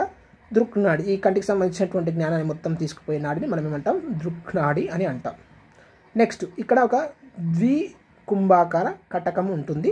దానికి ముందు తారక అనేటువంటి, దాని ముందు భాగంలో కన్నుపాప మరియు పరితారక అనేటువంటి నిర్మాణాలు ఉంటాయి. ఈ భాగాల్ని గుర్తుపెట్టుకోండి. ఇప్పుడు దాని గురించి మనం నేర్చుకుందాం. తారక అని పిలువబడే ఒక చిన్న నలుపు రంగు భాగానికి ఏం జరిగింది కారణాన్ని ఊహించండి. మనం టార్చ్ లైట్లు వేస్తే తారక అనేటువంటి పరిమాణం ఏమవుతుంది? పెరగడం, తగ్గడం అనేటువంటిది జరుగుతుంది. ఇప్పుడు కన్ను నిర్మాణం. మన కంటిలో కంటి రెప్పలు, మన కన్నులో కంటి రెప్పలు, కన్ను రెప్ప రోమాలు పైన ఉంటాయి కదా, రోమాలు, కన్ను బొమ్మలు, అశ్రుగ్రంథులు ఉంటాయి. మన కంటి నిర్మాణంలో ఏమేమి భాగాలు ఉంటాయంటే కంటి రెప్పలు ఉంటాయి, కన్నురెప్ప రోమాలు ఉంటాయి, కన్ను బొమ్మలు ఉంటాయి మరియు అశ్రుగ్రంథులు అనేటువంటివి ఉంటాయి. కంటి ముందు భాగాన్ని పల్చని కంటి పొర చూసాం కదా. ఇప్పుడు కంటి మీద ఆవరించి ఉన్న పొర ఉంటుంది కదా, దాన్ని కంటి పొర, పల్చని కంటి పొర, కంజక్టివా కప్పి ఉంటుంది. కంటి గుడ్డు కంటి గుంతలో అమరి ఉంటుంది. కంటి గుడ్డు ఉంటుంది. కంటి గుడ్డు ఇట్లా గుంత లాంటి నిర్మాణంలో కంటి గుడ్డు అమరి ఉంటుందండి. అది 1/6 వంతు, అంటే 6 వంతు భాగం ఉంటే కన్నుగుడ్డు, అందులో మనకు కనిపించే భాగం ఓన్లీ 1 వంతు భాగం మాత్రమే మనకు కనిపిస్తుంది. కంటి గుడ్డులో కేవలం 1/6 వంతు భాగం మాత్రమే మన కంటికి కనిపిస్తుంది. కంటిలో 3 పొరలు ఉంటాయి. ఎన్ని ఉంటాయి? 3 లేయర్స్ ఉంటాయి. దృఢస్థరము,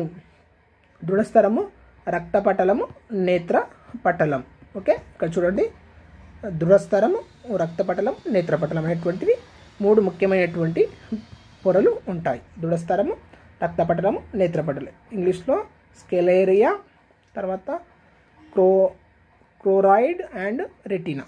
ఓకే, ఇవి దృఢస్థరము, రక్తపటలం, నేత్రపటలం. దళసరిగా గట్టిగా తంతురూపకంగా స్థితిస్థాపకత లేకుండా తెలుపు రంగులో బాహ్యంగా ఉండే పొరను దృఢస్థరము అని అంటారు. ఏమంటారు? దృఢస్థరం అంటారు. ఇది గట్టిగా దళసరిగా ఉంటుంది, గట్టిగా ఉంటుంది, తంతుయుతంగా ఉంటుంది. స్థితిస్థాపకత అంటే సాగే గుణం అటువంటి ఉండకుండా తెలుపు రంగులో ఉంటుంది. బాహ్యంగా ఉండే పొరను మనం ఏమంటాం? దృఢస్థరం అని అంటాము. దృఢస్థరం ఉబ్బి శుక్లపటలాన్ని, కార్నియాను ఏర్పరుస్తుంది. ఏం చేస్తుంది? శుక్ల పటలాన్ని ఏర్పరుస్తుంది, కార్నియాను ఏర్పరుస్తుంది. దృఢస్థరం యొక్క కొన భాగంలో దృక్నాడి. దృఢస్థరం యొక్క చూసాం కదా, ఇప్పుడు కన్ను యొక్క ఈ వెనుక భాగం ఉంటుంది కదా, ఈ చివరి భాగం దృక్నాడితో కలుపబడుతుంది. దృఢస్థరం యొక్క కొన భాగంలో దృక్నాడి, ఆప్టిక్ నర్వ్ కలుపబడుతుంది. రెండవ పొర ఏంది? దృఢస్థరం తర్వాత రెండవ పొర రక్తపటలం. రెండవ పొర రక్తపటలం. ఈ పొర నలుపు రంగులో, రక్తపటలం ఎట్లుండాలి? రెడ్ రంగులో ఉండాలి, కానీ ఇది ఎట్లుంటుంది? నలుపు రంగులో ఉంటుంది, గుర్తుపెట్టుకోవాలి. నలుపు రంగులో ఉండి ఇలాంటి వరుస వస్తాయండి. మనం రక్తపటలం, రక్తము ఎరుపు రంగులో ఉంటుంది, అట్లా మిస్ అయ్యే అవకాశాలు ఉంటాయి. రక్తపటలం ఈ పొర నలుపు రంగులో ఉండి అనేక రక్తనాళాలను కలిగి ఉంటుంది. తారక భాగాన్ని తప్ప కంటి యొక్క అన్ని భాగాల్ని ఇది ఆవరించి ఉంటుంది. ముందు చెప్పుకున్నాం కదా, కంటి ముందు తారక అనేటువంటి ఈ భాగాన్ని తప్ప మొత్తం భాగాన్ని ఇది ఆవరించి ఉంటుంది. తారక చుట్టూ రక్తపటలం ఏర్పడే భాగమే కంటి పాప. తారక చుట్టూ రక్తపటలం నుండి ఏర్పడే ఈ భాగాన్ని మనం ఏమంటాం? కంటి పాప అని చెప్తాం. దీనిలో కిరణాకార, వర్తులాకార కండరాలు ఉంటాయి. ఏమేమి కండరాలు ఉంటాయి? కిరణాకార మరియు వర్తులాకార కండరాలు అనేటువంటివి ఉంటాయి. తారకకు వెనుక భాగాన ద్వికుంభాకారంలో ఉండే కటకం ఉంటుంది. ఈ తారక వెనుక భాగంలో ద్వికుంభాకార కటకము ఉంటుంది. ఇది శైలికామయ కండరాలకు, అవలంబిత స్నాయు బంధువులకు కలపబడి ఉంటుంది, లిగమెంట్స్కి కలపబడి. ఇది ఈ ద్వికుంభార కటకాన్ని ఆవరించి ఏముంటాయి? శైలికామయ, ఇటువైపు శైలికామయ కండరాలకు అవలంబిత స్నాయు బంధువులు, స్నాయు బంధనాలు ఉంటాయి కదా, అతికి ఉండేటువంటి నిర్మాణాలు, వాటికి కలపబడి ఉంటాయి. శైలికామయ కండరాలు స్నాయువులకు అతికి ఉంటాయి. కన్నుగుడ్డు లోపలి భాగాన్ని, కన్నుగుడ్డు లోపల ఉంటుంది కదా, ఆ లోపలి భాగాన్ని నేత్రోదయ కక్ష మరియు కచావత్ కక్ష, యాక్వియస్ ఛాంబర్ మరియు విట్రియస్ ఛాంబర్ అని, నేత్రోదయ కక్ష, కచావత్ కక్ష అనేటువంటి 2 భాగాలుగా కటకం విడగొడుతుంది. ఈ కటకం ఏం చేస్తుంది? ద్వికుంభాకార కటకము కన్నుగుడ్డు యొక్క లోపలి భాగాన్ని నేత్రోదయ కక్ష మరియు కచావత్ కక్ష అనేటువంటి 2 పార్ట్స్గా విడగొడుతుంది. నేత్రోదయ కక్ష నీరు వంటి ద్రవంతో, నేత్రోదయ కక్షలో నీరు, ఓకే, నేత్రోదయ కక్షలో నీరు వంటి ద్రవంతో నిండి ఉంటుంది. కచావత్ కక్షలో జెల్లీ ఉంటుంది. కాజా గుర్తుపెట్టుకోండి, నీని కాజా. కచావత్ కక్ష జెల్లీ వంటి పదార్థంతో నిండి ఉంటుంది. కచావత్ కక్షలో ఏముంటుంది? జెల్లీ వంటి పదార్థం నిండి ఉంటుంది. తర్వాత నేత్రపటలంలో ఇది రక్తపటలం అండి, సెకండ్ పొర రక్తపటలము. నెక్స్ట్ ఇప్పుడు 3వ భాగం నేత్రపటలం. దృఢస్థరము, రక్తపటలము, నేత్రపటలం. ఓకే, 3 భాగాలను చెప్పుకున్నాం కదా, 3 పొరలను చెప్పాం కదా. నేత్రపటలంలో దండాలు, శంకువులు అనేటువంటి నిర్మాణాలు ఉంటాయి. దండాలు, శంకువులు అనే కణాలు ఉంటాయి. దృష్టి జ్ఞానం లేని అందచుక్క లాంటి నిర్మాణం కూడా ఇక్కడ ఉంటుంది. నెక్స్ట్ మంచి దృష్టి జ్ఞానాన్ని కలిగిన పచ్చచుక్క, దృష్టి జ్ఞానం లేని అందచుక్క, మంచి దృష్టి జ్ఞానం కలిగిన పచ్చ చుక్క కూడా ఉంటుంది. Yellow spot and blind spot ఉంటాయి. నేత్రపటలంలో ఉంటాయి. పచ్చచుక్కనే మనం ఏమంటాం? మెక్యులా అని కూడా అంటాం. ఫోవియా అని కూడా అంటారు. దీనినే మెక్యులా, ఫోవియా, పచ్చచుక్క అని కూడా అంటాం. నెక్స్ట్ ఇప్పుడు కన్ను పనిచేసే విధానము. ప్రపంచంలోని దృశ్యాలను చలనచిత్రాలుగా తీయడానికి మెదడు ఉపయోగించే అంటే ప్రపంచంలో ఉన్న దృశ్యాలు, అంటే అన్ని దృశ్యాలు ఉన్నాయి కదా, ఇప్పుడు దృశ్యాలు ఈ ప్రపంచంలో ప్రకృతిలో కనిపించే అన్ని విషయాలు అంటే మన కంటికి కనిపించడానికి ముఖ్య కారణం ఏంటంటే కన్ను. మెదడు ఉపయోగించి అంటే మన శరీరంలో ఉన్నటువంటి మెదడు ఉపయోగించి ఒక రకమైన వీడియో కెమెరాగా కన్నును మనం భావించవచ్చు. అంటే ఈ కన్ను గ్రహించి కన్ను ఏం చేస్తుంది? మెదడుకు పంపిస్తుంది. మెదడు ఏం చేస్తుంది? వాటిని విశ్లేషణ చేసి మనకు సమాచారాన్ని అందించడం అనేటువంటి జరుగుతుంది. కెమెరా మాదిరిగానే కన్ను కాంతిని స్వీకరించి కుంభాకార కటకం ద్వారా కేంద్రీకరించి కంటిలో వెనుక భాగం ఉండే నేత్రపటలం ఉందిగా, చెప్పుకున్నాం కదా 3 భాగాలు.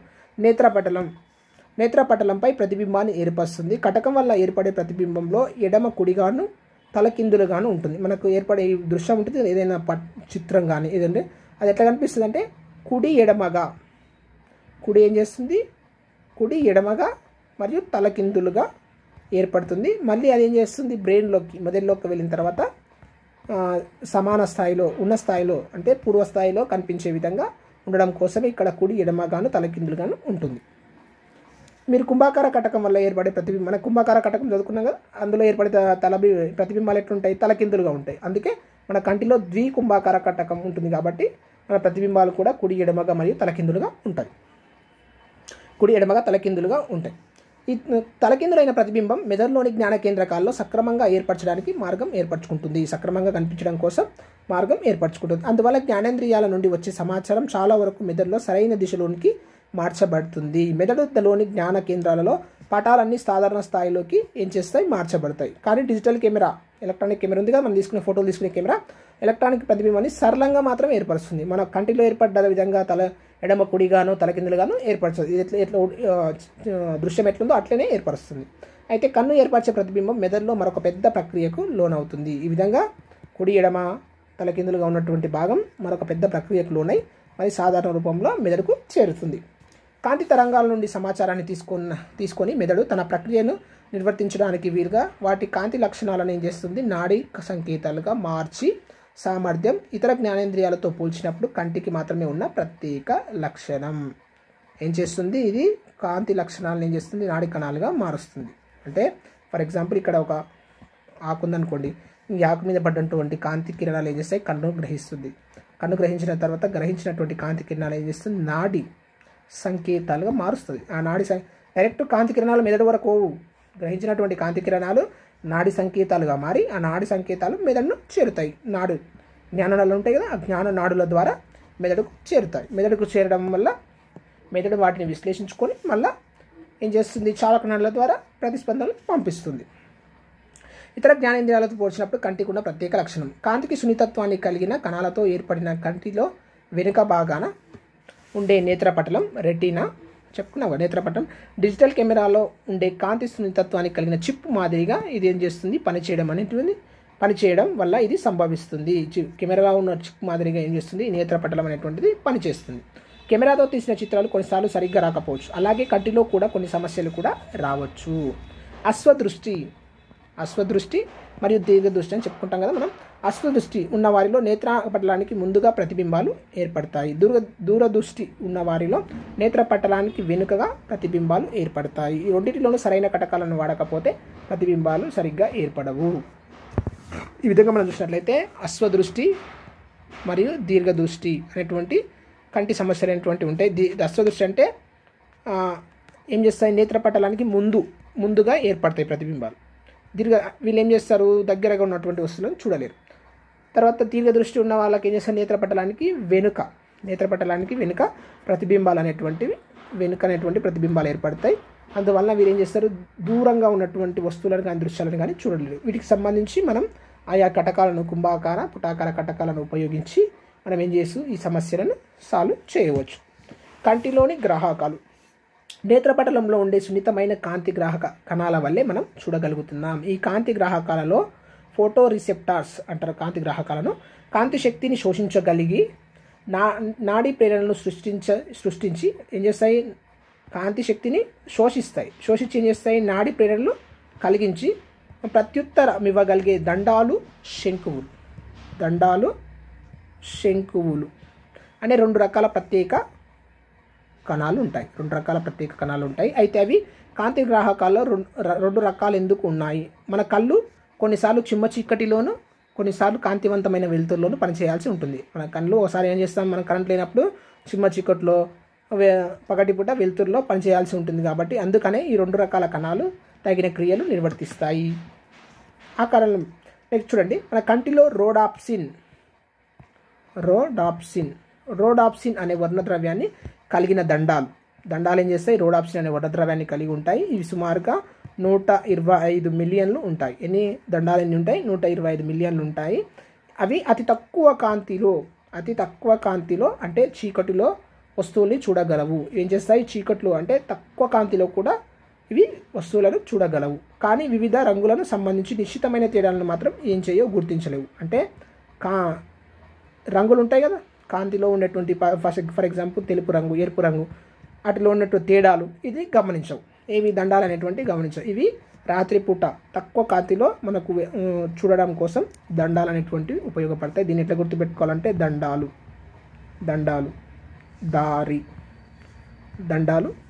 అంటే రాత్రి చీకట్లో మనం చూడడానికి ఉపయోగపడతాయి కాబట్టి దారి గుర్తుపెట్టుకోవాలి. వర్డ్ దారి, దండాలు, రాత్రి వేళ.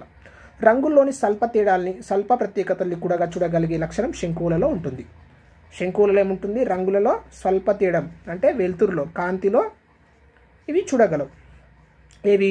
శంకువులు రంగుల్ని కూడా చూడగలవు. దాదాపు ఇవి ఎన్ని ఉంటాయి? 7 మిలియన్ల శంకువులు కంటిలో ఉంటాయి.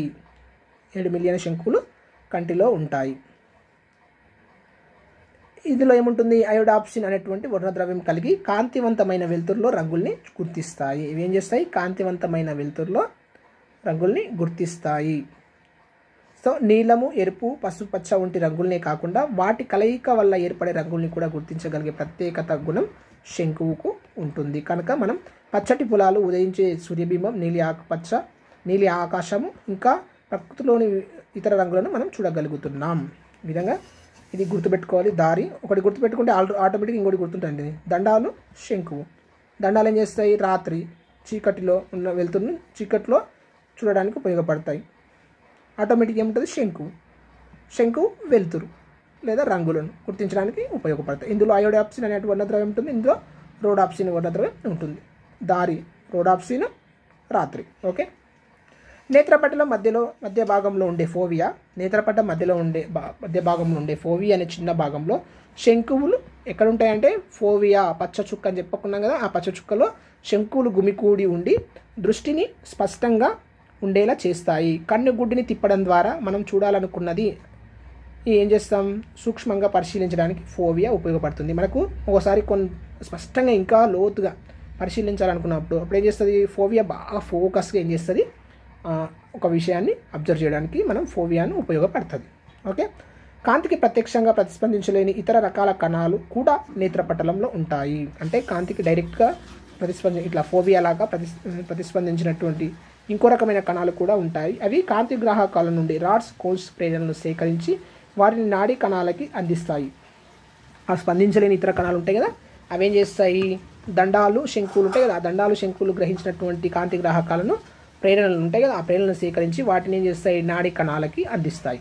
వస్తువుల అంచులు సరిహద్దులను సున్నితంగా చూపేవి. వెలుతురుకు, నీడకు, కదలికకు ప్రతిస్పందించే మరికొన్ని ప్రత్యేక గ్రాహక కణాలని నేత్రపటలంలో ఇటీవలనే కనుగొన్నారు. వెలుతురును, నీడకు, కదలికలకు స్పందించే మరికొన్ని ఈ ప్రత్యేక గ్రాహకాలు కూడా కంటిలో ఉంటాయని ఈ రీసెంట్ జరిగిన పరిశోధనలో గుర్తించారు. నాడీ కణాలన్నీ కట్టగా కలిసి కంటి నుండి ఏం చేస్తాయి? దృష్టి సమాచారాన్ని మెదడుకు పంపించే దృక్ నాడి, చెప్పుకున్నాం కదా, దృక్ నాడిని ఏర్పరుస్తాయి. ఈ సమాచారం అంతా కలిసి ఏమవుతుంది? దృక్ నాడిగా మెదడుకు చేరుతుంది. మెదడుకు తీసుకుపోలే నాడిని ఏమంటే మనం దృక్ నాడి అంటాం. ఒక ముఖ్యమైన సంగతి ఏమిటంటే దృక్ నాడి కాంతిని తీసుకెళ్ళదు. ఇదేం చేస్తే డైరెక్ట్ కాంతిని తీసుకెళ్ళదు. లోపలికి వచ్చే కాంతి నుండి ఉత్పన్నమయ్యే ప్రేరణలు లేక ప్రచోదనలను మాత్రమే ఇదేం తీసుకువెళ్తుంది. ప్రేరణలు కానీ దానివల్ల ఏర్పడే ప్రేరణలు మరియు ప్రచోదనలు మాత్రమే ఇదేం చేస్తుంది? తీసుకువెళ్తుంది. ఒక్కొక్క కన్ను కొద్ది తేడాతో వస్తువు యొక్క దృశ్యాన్ని సేకరిస్తుంది. 2 కళ్ళు సేకరించిన 2 దృశ్యాలని కలిపి ఒక త్రిమితీయ పటము మెదడులో తయారవుతుంది. 2 కళ్ళు ఉంటాయి కదా, 2 కళ్ళు కొద్ది తేడాతో సేకరించిన సమాచారం ఏం చేస్తుంది? త్రిమితీయ పటంగా ఇక్కడ ఏర్పడుతుంది, మెదడులో ఏర్పడుతుంది. విచిత్రం ఏమిటంటే ప్రతి కన్నులోని నేత్రపటలంలో ఒక చిన్న ప్రాంతంలో కాంతి గ్రాహకాలు ఉండవు. ఇప్పుడు మనం చెప్పుకున్నది ఈ కన్ను అనుకుంటే కన్ను యొక్క ఈ వెనుక భాగం ఉంటుంది, అందచుక్క అనేటువంటి నిర్మాణం, అక్కడ కాంతి గ్రాహకాలు ఉండవు. దాంతో ఆ ప్రాంతం అంధకారంగా ఉంటుంది. దీన్నే మనం ఏమంటాం? అందచుక్క, బ్లైండ్ స్పాట్ అని అంటాం. ఇది దృక్నాడి కంటి నుండి బయటకు పోయే చోట ఉంటుంది. ఎక్కడ దృక్నాడి ఇట్లా బయటికి వస్తుంది కదా, అక్కడ ఈ అందచుక్క అనేటువంటిది ఉంటుంది. దాంతో దృశ్యక్షేత్రంలో చిన్న రంధ్రం లేదా ఖాళీ ఏర్పడుతుంది. దృశ్యక్షేత్రంలో ఏం చేస్తుంది? చిన్న ఖాళీ ఏర్పడుతుంది. ఈ కన్నుతో చూసేటప్పుడు ఒక కన్నుతో చూసేటప్పుడు దేనినైనా గుర్తించకపోతే అది 2వ కన్నులో నమోదవుతుంది. దానికి సంబంధించిన సమాచారాన్ని బట్టి అది జతకూడేలా చేసేందుకు మెదడు పనిచేస్తుంది. ఈ విధంగా మనం ఈ చిన్న కాలు ఉంటుంది, చిన్న కాలుని రెండో కన్ను దాన్ని జత చేసి ఏం చేస్తుంది, మొత్తం వస్తువు కనిపించే విధంగా అది మెదడుకు చేరే విధంగా చేస్తుంది. ఇప్పుడు ఒక చిన్న ఎక్స్పెరిమెంటు. పుస్తకాన్ని మీ చేతిలో దూరంగా పట్టుకోండి, మీ కుడి కన్ను మూయండి, మీ ఎడమ కంటితో ఏం చేయాలి, ప్లస్ గుర్తుకేసి తీక్షణంగా చూడండి. కుడి కంటినలా మూసే ఉంచి పుస్తకాన్ని దగ్గరగా కంటి దగ్గరకు తీసుకుని నెమ్మదిగా కంటి దగ్గరకు తేండి. 8 నుంచి 10 అంగుళాల దూరంలో ఉన్నప్పుడు అది మీ ఎడమ కన్ను అందచుక్క దగ్గరగా ఉండడంతో ఎడమ కన్ను అందచుక్క దగ్గరగా ఉండడంతో కనబడకుండా పోతుంది. ఏమవుతుంది, కనబడకుండా పోతుంది. అందువల్ల మీరు మీ దృశ్య క్షేత్రంలో రంధ్రాన్ని చూడలేరు. దానికి బదులుగా మీ దృశ్య వ్యవస్థ దానికి అటు ఇటు ఉన్న నలుపు గీతల సమాచారంతో కలిపి వేస్తుంది. ఇట్లా మనం ఒక పేపర్ పైన ఇట్లా ప్లస్ గుర్తును 2 లైన్ గీతల మధ్య ప్లస్ గుర్తును పెట్టి ఎడమ కన్నుకు దగ్గర తీసుకొచ్చినట్లయితే కొంచెం దూరం పెట్టి నెమ్మదిగా కుడి కన్ను మూయాలి, ఎడమ కన్ను దగ్గరికి తీసుకురావాలి. తీసుకువస్తుంటే ఏమవుతుంది, ఈ ప్లస్ గుర్తు కూడా ఈ 2 గీతల్లో కలిసిపోయినట్టు మనకు కనిపిస్తుంది. అదేవిధంగా ఇక్కడ అంత చుక్క ఉంది కదా, ఆ చిన్న స్పాట్ ఉంటుంది కదా, ఖాళీ ప్రదేశం కూడా ఆ విధంగా మారుతుందని చెప్పడమే ఈ ఎక్స్పెరిమెంట్ యొక్క ముఖ్య ఉద్దేశం. నెక్స్ట్, కన్ను సంరక్షణ. కన్ను చాలా ముఖ్యమైనది కాబట్టి కన్నును మనం ఏ విధంగా సంరక్షించుకోవాలనేటువంటిది ఇప్పుడు చూద్దాం. కన్ను రెప్పలు, రెప్ప వెంట్రుకలు, కన్ను బొమ్మలు, అశ్రుగ్రంథులతో కన్ను నిరంతరం రక్షించబడుతూ ఉంటుంది. ఇవన్నీ కూడా కన్నును రక్షిస్తూనే ఉంటాయి. కంటి ముందు భాగాన్ని ఒక పల్చని పొర ఏం చేస్తుంది, కప్పి ఉంచుతుంది. దానే కంటి పొర, కంజక్టివా అని అంటాం. ఈ కంటి పొర పారదర్శకమైన ఉపకల కరజాలంతో నిర్మించబడి ఉంటుంది. దేంతో నిర్మించబడి ఉంటుంది, ఉపకల కరజాలంతో నిర్మించబడి ఉంటుంది. ఇది కూడా కంటికి ఒక రక్షణ పొరే. ఈ ఉపకల కరజాలం కూడా కంటికి ఒక రక్షణ పొరే. ఎప్పుడైనా ఏదైనా అవసరం లేని పదార్థం కనుక కంటిలో పడితే వెంటనే అశ్రుగ్రంథులు ప్రేరేపితమై ఏం చేస్తాయి, ఆ పదార్థాన్ని బయటకు పంపించి వేస్తాయి. ఆ ప్రేరేపించిన ఇప్పుడు మన కంటిలో ఏదైనా చిన్న ధూళి కానీ దుమ్ము కానీ పడ్డదనుకో ఏం చేస్తాయి, అశ్రుగ్రంథులు ఏం చేస్తాయి, నీటిని స్రవిస్తాయి.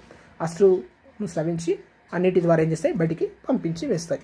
కంటిలో నేత్ర కక్ష, కచావత్ కక్షలో ఉండే ద్రవాలు కటకాన్ని, కంటి యొక్క ఇతర భాగాల్ని యాంత్రిక ఆఘాతాల నుండి రక్షిస్తాయి. మనం చెప్పుకున్నాం కదా, కంటి లోపలి భాగాన్ని ఏం చేస్తాయి, నేత్రపటలం అనేటువంటి భాగం కచావత్ కక్ష మరియు నేత్రోదయ కక్ష అనేటువంటి భాగాలుగా విడగొడతాయి. చెప్పాము కదా, నేత్రోదయ కక్షలో నీరు, కచావత్ కక్షలో జెల్లి వంటి పదార్థాలు ఉంటాయని. ఇవేం చేస్తాయి, కన్ని యాంత్రిక ఆఘాతాల నుండి, మెకానికల్ షాక్స్ నుంచి రక్షిస్తాయి.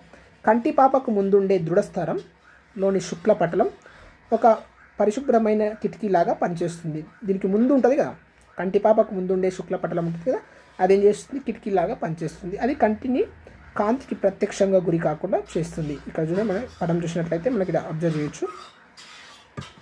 ఇక్కడ ఉంటుందండి శుక్లపటలం అనేటువంటిది ఇక్కడ కనిపిస్తుంది చూడండి. ఇది ఈ శుక్లపటలం కన్ను భాగం మొత్తం కాంతికి డైరెక్ట్గా, కాంతి అనేటువంటి కన్నులో పడకుండా ఈ శుక్లపటలం అడ్డుకుంటుంది. ప్రత్యక్షంగా కన్ను కాంతికి గురి కాకుండా శుక్లపటలం అనేటువంటిది రక్షిస్తుంది అని చెప్పుకోవచ్చు. నెక్స్ట్, ఈ విధంగా చూసినట్లయితే రక్షిస్తుంది. కన్ను రెప్పలు, వెంట్రుకలు లేకపోతే ఏమవుతుందంటే అనేక రకమైన దుమ్ము, ధూళి రేణులు కళ్ళలోనికి వెళ్ళే అవకాశం ఉంటుంది. పరిసరాలను బట్టి సర్దుబాటు చేసుకోవడానికి కంటిలో కొన్ని రకాల నిర్మాణాలు ఉంటాయి. పరిస్థితులను బట్టి సర్దుబాటు చేసుకోవడానికి కన్నులో కొన్ని ప్రత్యేక నిర్మాణాలు ఉంటాయి. అందులో తారక పరిమాణాన్ని సరిచేసే కండర నిర్మాణాన్ని కంటి పాప అంటాం. చెప్పుకున్నాం కదా, తారక వెనుక భాగంలో కంటి భాగం, కంటి పాప అనేటువంటి నిర్మాణం ఉంటుంది. ఈ కటకం ముందు భాగంలో ఉండే కంటి పాపలో చిన్న ఖాళీ ఉంటుంది. కటకం ద్వికుంభాకార కటకం ఉంటుంది కదా, ఇక్కడ చెప్పుకున్నగా ద్వికుంభాకార కటకం ముందు భాగంలో ఉండే కంటి పాప, ఇది ద్వికుంభాకార కటకం, దీని ముందు కంటి పాప. కంటిపాపలో చిన్న ఖాళీ ఉంటుంది. కాంతి తీవ్రతను బట్టి తారక పరిమాణంలో సర్దుబాట్లకు అది ఉపయోగపడుతుంది. తారక సర్దుబాట్లకి ఇది ఉపయోగపడుతుంది. కంటి కటకం యొక్క నాభాంతరాన్ని, ఫోకల్ లెంత్ను సరిచేయడానికి ఈ కంటిపాప యొక్క నాభ్యంతరం ఉంటుంది కదా, దాని యొక్క కాంతి వెళ్ళే రంధ్రం ఉంటుంది కదా, దాన్ని సరిచేయడానికి శైలికామయ కండరాలు, అవలంబిత స్నాయు బంధువులు, సస్పెన్సర్ లిగమెంట్స్ ఉంటాయి. సస్పెన్సర్ లిగమెంట్స్, శైలికామయ కండరాలు, అవలంబిత స్నాయు బంధువులు అనేటువంటి కండరాలు ఏం చేస్తాయి, ఉపయోగపడతాయి.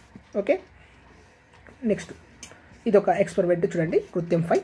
స్నేహితుని కంటిలో కన్నిపాప దాని చుట్టుపక్కల పరిశీలించండి. తారకం మీరు కనిపిస్తుందా? మీకు స్నేహితుల కళలోని కంటిపాప రంగులు, ఆకారాలు పరిశీలించండి. మనం చూసినట్లయితే అందరి కంటిపాప యొక్క రంగులు ఒకే విధంగా ఉండవు. ఇది జన్యుపరంగా ఒక్కొక్కరి ఒక్కొక్క రకంగా ఉంటాయి. ఒకరి నుండి ఒకరికి ఏమైనా తేడా ఉందా? కనీసం 10 మందినైనా పరిశీలించి ఫలితాలని నమోదు చేయండి. దగ్గరి పరిశీలన కోసం భూతాదాన్ని వాడండి. ఆధార్ మనకు తెలుసు కదా, ప్రతి ఒక్కరికి ఆధార్ అనేటువంటిది సంఖ్య ఉంటుంది, 12 అంకెల సంఖ్య. ఆధార్ లాంటి గుర్తింపు కార్డులను ఇచ్చేటప్పుడు వాళ్ళు ఏం చేస్తారు, మీ కళ్ళుని ఫోటోలు తీసుకుంటారు. ఎందుకో తెలుసా అంటే కంటిపాప ఎవరికి వారికే ప్రత్యేకంగా ఉంటుంది. అందుకే వేలిముద్రల మాదిరిగానే వాటిని కూడా గుర్తింపు కోసం తీసుకుంటారు. ఇప్పుడు మనం వేలిముద్రలు ఏం చేస్తాయి, వేలిపై ఉండే ముద్రలు ప్రత్యేకంగా ఉంటాయి. అవి ఈ వేలిముద్రలు ఇంకొకరికి ఉండవు, ప్రపంచంలో ఎక్కడ కూడా ఉండవు. అట్లా ఒక ప్రత్యేకమైన నిర్మాణంగా ఉంటుంది కాబట్టి ఏం చేస్తాం, మనం వీటిని గుర్తింపుకు ఉపయోగిస్తున్నాం. అట్లే విధంగా మన కన్నులో కంటిపాప లేదా ఐరిస్ అనేటువంటి ఈ భాగం కూడా ప్రత్యేకంగా ఉంటుంది. అందుకే దీన్ని కూడా మనం ఆధార్లో ఉపయోగించడం అనేటువంటిది జరుగుతుంది. మన కళ్ళలో ఉండే కటకాలు చాలా ప్రత్యేకమైనటువంటివి. అవి ద్వికుంభాకారంలో ఉండి పారదర్శకంగా ఉంటాయి. వాటి ఆకారం కొంతవరకు సర్దుబడుతుంది. అంటే వాటి నాభ్యంతరం శైలికామయ కండరాలు అవలవిత స్నాయుబంధుల సహాయంతో మార్చబడుతుంది. అవి కటకం ఆకారాన్ని కావాల్సిన విధంగా ఏం చేస్తాయి, పెద్దగా మరియు చిన్నగా మార్చడానికి అవకాశం ఉంటుంది. నెక్స్ట్ ఇదొక ఎక్స్పెరిమెంట్. ఒక ప్రతిబింబం ముద్ర నేత్రపటలం, ఒక ప్రతిబింబం యొక్క ముద్ర ఉంటుంది కదా, ఆ ముద్ర నేత్రపటలం మీద సుమారు 1/6 సెకండ్లో మాత్రమే ఉంటుందని మీకు తెలుసు. అంటే ఒకవేళ ఒక వస్తువు యొక్క కదలిక లేని ప్రతిబింబాలను సెకండ్కు 16 చొప్పున వేగంగా తిప్పారనుకోండి, కదలిక లేని ప్రతిబింబాలను సెకండ్కు 16 సార్లు వేగంగా తిప్పామనుకోండి, కన్ను దాన్ని ఒక ఏం చేస్తుంది, చలనచిత్రంగా తీసుకుంటుంది. అంటే మనకు చలనచిత్రాలు కనిపిస్తాయి కదా సినిమా థియేటర్లో, ఒక కదలిక లేని ప్రతిబింబం ఉంటుంది, ఒక ఫోటో కానీ ఏదైనా, దాన్ని ఒక సెకండ్కి 16 సార్లు మనం తిప్పామనుకో అదే చలనచిత్రంగా మారిపోతుంది. ఓకే. కన్ను భ్రమలు. ఒకే పరిమాణంలో ఉన్న 2 తెల్ల కాగితాల ముక్కల్ని తీసుకోండి. ఒక కాగితం మీద పంజరం పటాన్ని, మరొక దాని మీద చిలుక పటాన్ని గీయండి. రెండింటి మధ్య పుల్ల ఉంచండి. వాటి కొనల్ని జిగురుతో అంటించండి. ఆరిన తర్వాత పుల్లని వేగంగా తిప్పండి. ఎలా కనిపిస్తుంది, ఆ చిలుక ఏం చేస్తుంది, పంజరంలో ఉన్నట్టు మనకు అగిపించడం అనేటువంటిది జరుగుతుంది. అట్లే ఇక్కడ చూస్తుంటే కదా గీతలు నేరుగా ఉన్నాయి, ఏటవాలుగా ఉన్నాయి. ఇది పటాన్ని పరిశీలించడం. 2 పటాల్లో ఏ పటంలో మధ్యనున్న వృత్తం పెద్దగా ఉంది. తర్వాత చట్రంలోని అడ్డు గీతలు నిలువు గీతలు కలిసే చోట ఉన్న చుక్కలు బూడిద రంగులో కనిపిస్తున్నాయా? ఇక్కడ మనం చూసినట్లయితే కొంచెం దూరంగా ఇట్లా చూసినట్లయితే తీక్షణంగా వాటిని చూసినట్లయితే ఇవి ఏం చేస్తాయి, తెలుపు రంగులు ఉన్నాయి, బూడిద రంగులో కనిపిస్తాయి. నెక్స్ట్ భ్రమలు మనకు దృష్టి జ్ఞానం గురించి ఏం తెలుపుతాయి? మన ఈ భ్రమలు ఉన్నాయి కదా, ఈ భ్రమలు దృష్టి జ్ఞానం గురించి ఏం తెలుపుతాయి అనేటువంటిది ఇప్పుడు చూద్దాం. తప్పుగా ఇవ్వబడిన నమూనాతో ఒక్కొక్కసారి మన మెదడు మనల్ని మోసం చేస్తుంది. అలాంటప్పుడు మనం భ్రమకు లోనవుతాం. అటువంటి భ్రమలు మనం చూస్తున్న దానికి బాహ్యంగా ఉన్న సత్యానికి మధ్య ఉన్న తేడాన్ని ఏం చేస్తాయి, అవగాహన కల్పిస్తాయి. తార్కికతను తెలుసుకోవడానికి ఉపయోగపడతాయి. వాటిని మధ్య తేడాలని మరియు వాటిని ఆలోచించడానికి మనకేమి ఇవి ఉపయోగపడతాయి. మొదట మనము నలుపు తెలుపు చిత్రాన్ని పరిశీలిద్దాం. చిత్రం మధ్యలోకి తీక్షణంగా చూడండి. దానిలో తెలుపు రంగు గీతలు అవి ఒకదానితో ఒకటి ఖండించుకునే చోట మెరుస్తున్నట్లు చుక్కలను చూడండి. ఇప్పుడు చూడండి, ఇక్కడ ఈ పటం చూసినట్లయితే, పటం 5 చూసినట్లయితే మనం గీతలు కనిపిస్తున్నాయి. మన తెలుపు రంగు గీతలు అవి ఒకదానికొకటి ఖండించుకునే చోట మెరుస్తున్నట్లు చుక్కలను చూడండి. గీతలు కలిసే చోట చూపునే కేంద్రీకరిస్తే ఆ చుక్కలు కనబడవు. ఎందువల్ల అంటే మనం తీక్షణంగా మనం చూసినట్లయితే కొంతసేపు తర్వాత అవేంటివి ఆ రంగులో కలిసిపోతాయి. మన దృష్టి మార్గంలో ఉండే గ్రాహక కణాలు ఒకదానితో ఒకటి పరస్పరం చర్య జరుపుతాయి. మన దృష్టి మార్గం ఉంది కదా, అందులోని గ్రాహక కణాలు ఏం చేస్తాయి, ఒకదానితో పరస్పర చర్య జరుపుతాయి. కొన్ని గ్రాహక కణాలు అంచుల వెంబడి ఉన్న రంగులకు ప్రతిస్పందిస్తాయి. ఏం చేస్తాయి, ఈ పక్కన ఈ బ్లాక్ కలర్ ఉంది కదా, వాటికి ప్రతిస్పందిస్తాయి. అంచుల వెంబడి ఉన్న రంగులకు ప్రతిస్పందిస్తాయి. అందువల్ల వాటి పక్కన ఉన్న కణాలను పనిచేయనివ్వవు. ఇలా జరగకపోతే అవి తెల్లటి రేఖలను గుర్తించి ఉండేవి. గడులు నలుపు రంగులోను గీతలు తెలుపు రంగులోను ఉన్నాయని మీకు తెలిసిన వాటిని మీరు బూడిద రంగు భాగాలుగా చూడడానికి కారణం ఇదే. అందువల్లనే భ్రమ పడతాం. ఈ విధంగా మనం తీక్షణంగా దగ్గర పెట్టుకొని వాటిని చూస్తే ఇవన్నీ ఏమవుతాయి, బూడిద రంగులాగా కనిపిస్తాయి. అవి ఉండడం ఎట్లున్నాయి, తెలుపు రంగులో ఉన్నాయి. అయితే ఈ పక్క రంగు ఏం చేస్తుంది, దీన్ని డామినేట్ చేసి ఏం చేస్తుంది, పరస్పరం చర్య జరిపి మన దృష్టి మార్గంలో ఆ విధంగా మార్పు చెందడం వల్ల మనకు ఆ విధంగా కనిపిస్తుంది. తద్వారా మనం ఏం చేస్తాం, భ్రమలు కలుగుతాం. అంటే మనం ఒకసారి దూరం నుంచి చూసిన వ్యక్తి అతడా ఇతడా అని అంటాం కదా, ఆ విధంగా అట్లా భ్రమలు అనేటువంటివి కలుగుతాయి. మన కంటిని గురించి తీసుకోవాల్సిన జాగ్రత్తలు. సర్వేంద్రియం నయనం ప్రధానం అన్న సంగతి మీకు తెలుసా? అంటే మీ కళ్ళ గురించి మీకు ఎలాంటి జాగ్రత్తలు తీసుకుంటారో ఇప్పుడు చెక్ లిస్ట్. రోజుకు 3 నుంచి 4 సార్లు కళ్ళని ఏం చేయాలి, మంచినీటితో కడుగుతాం. ఇవి మనం చేయాల్సిన పనులు. మీరు చేస్తున్నారు లేదనేటువంటి ఇక్కడ టిక్ చేసుకోవచ్చు. ఇది స్కూల్ పిల్లలకు సంబంధించిన ఎక్స్పెరిమెంట్. చదివేటప్పుడు పుస్తకాన్ని కళ్ళకు మధ్య దూరం సుమారు 25 సెంటీమీటర్స్ ఉంచాలి. కంటికి ఒత్తిడి శ్రమ నిరంతరం ఇవ్వను. కళ్ళ ఒత్తిడికి గురి అయినట్లు అనిపిస్తే కొంతసేపు పనిని ఆపివేస్తాను. విటమిన్ ఏ ఎక్కువగా ఉన్న ఆకుకూరలు, క్యారెట్ వంటి ఆహార పదార్థాలు తీసుకుంటాను. పని చేసేటప్పుడు వెలుతురు బాగా ఉండేలా చూసుకుంటాను. కళ్ళలో ఏమైనా పడితే కళ్ళు నలుపును వెంటనే కళ్ళను కడుక్కుంటాను. కంటితో దుమ్ము పడితే నాలుకతోనూ రింగుతోనూ కానీ ఊది కానీ తీయిస్తాను. మనం ఏం చేస్తాం? కళ్ళను ఊకే నలపొద్దు. కళ్ళలో ఏమైనా పడితే ఏం చేయాలి? నాలుకతో కానీ రింగుతో ఊది కానీ తీయాలి. కంటి చూపుకు సంబంధించి ఏ సమస్య వచ్చినా నేత్ర వైద్య నిపుణుని వెంటనే సంప్రదిస్తాం. గ్యాస్ వెల్డింగ్ వచ్చే నిప్పు రవ్వలను, గ్రహణాలని నేరుగా చూడను. ఇవి మన కంటికి తీసుకోవాల్సినటువంటి జాగ్రత్తలు. మీరు ఎన్ని అవునని వచ్చాయి, మీ సమాధానాలు ఎన్ని అవును వస్తే మీరు కంటి గురించి అంత జాగ్రత్త ఎక్కువ తీసుకుంటున్నట్టు. కంటిని గురించి తీసుకోవాల్సిన జాగ్రత్తలు మరిన్ని తెలుసుకోవచ్చు. వైద్యుని కూడా మనం తెలుసుకోవచ్చు. కంటికి వచ్చే వ్యాధులు. ఇప్పుడు కంటిని గురించి తెలుసుకున్నాం, కంటి నిర్మాణం తెలుసుకున్నాం, కంటిని పనిచేసే విధానం తెలుసుకున్నాం, కంటికి సంబంధించిన జాగ్రత్తలు తీసుకున్నాం. ఇప్పుడు కళ్ళకు వచ్చేటువంటి వ్యాధుల గురించి తెలుసుకున్నాం. రేచీకటి, నైట్ బ్లైండ్నెస్, ఇది ఒక రకమైనటువంటి వ్యాధి. ఇది ఏం చేస్తుంది? సాయంత్రం కాగానే మనకు కళ్ళు అనేటువంటి కనిపించవు. దాన్ని మనం ఏమంటాం? రేచీకటి అంటాం. నైట్ బ్లైండ్నెస్, పొడిబారిన కళ్ళు, జీరోఫైథాల్మియా. ఇంగ్లీష్ వర్డ్స్ కూడా చూసుకోవాలండి. ఒకసారి ఇంగ్లీష్ వర్డ్స్లో ఇస్తాడు. పొడిబారిన కళ్ళు, జీరోఫైథాల్మియా. అశ్వదృష్టి, మయోఫియా. అశ్వదృష్టి అంటే మయోఫియా అంటే దగ్గర చూపు కనిపించదు. దీర్ఘదృష్టి అంటే హైపర్మెట్రోపియాను దీర్ఘదృష్టి అని అంటాం. గ్లూకోమా మరియు కంటి శుక్లం, కాంట్రాక్ట్.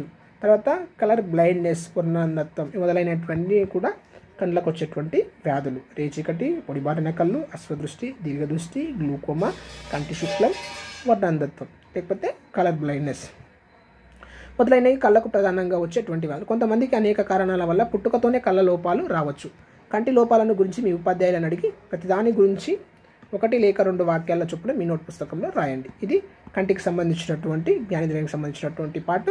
నెక్స్ట్ వీడియోలో మనం చెవికి సంబంధించినటువంటి భాగం మరియు చెవి నిర్మాణం, చెవి పనిచేసే విధానాలు మొదలైనటువంటి, తర్వాత నాలుక, తర్వాత చర్మము మొదలైనటువంటి భాగాల గురించి తెలుసుకుందాం. వీడియో లెంత్ అవుతుంది కాబట్టి ఇక్కడనే స్టార్ట్ చేస్తున్నాను. నెక్స్ట్ వీడియో చెవికి సంబంధించినటువంటి వీడియో కంటిన్యూ చేస్తాను. Okay, thank you everyone.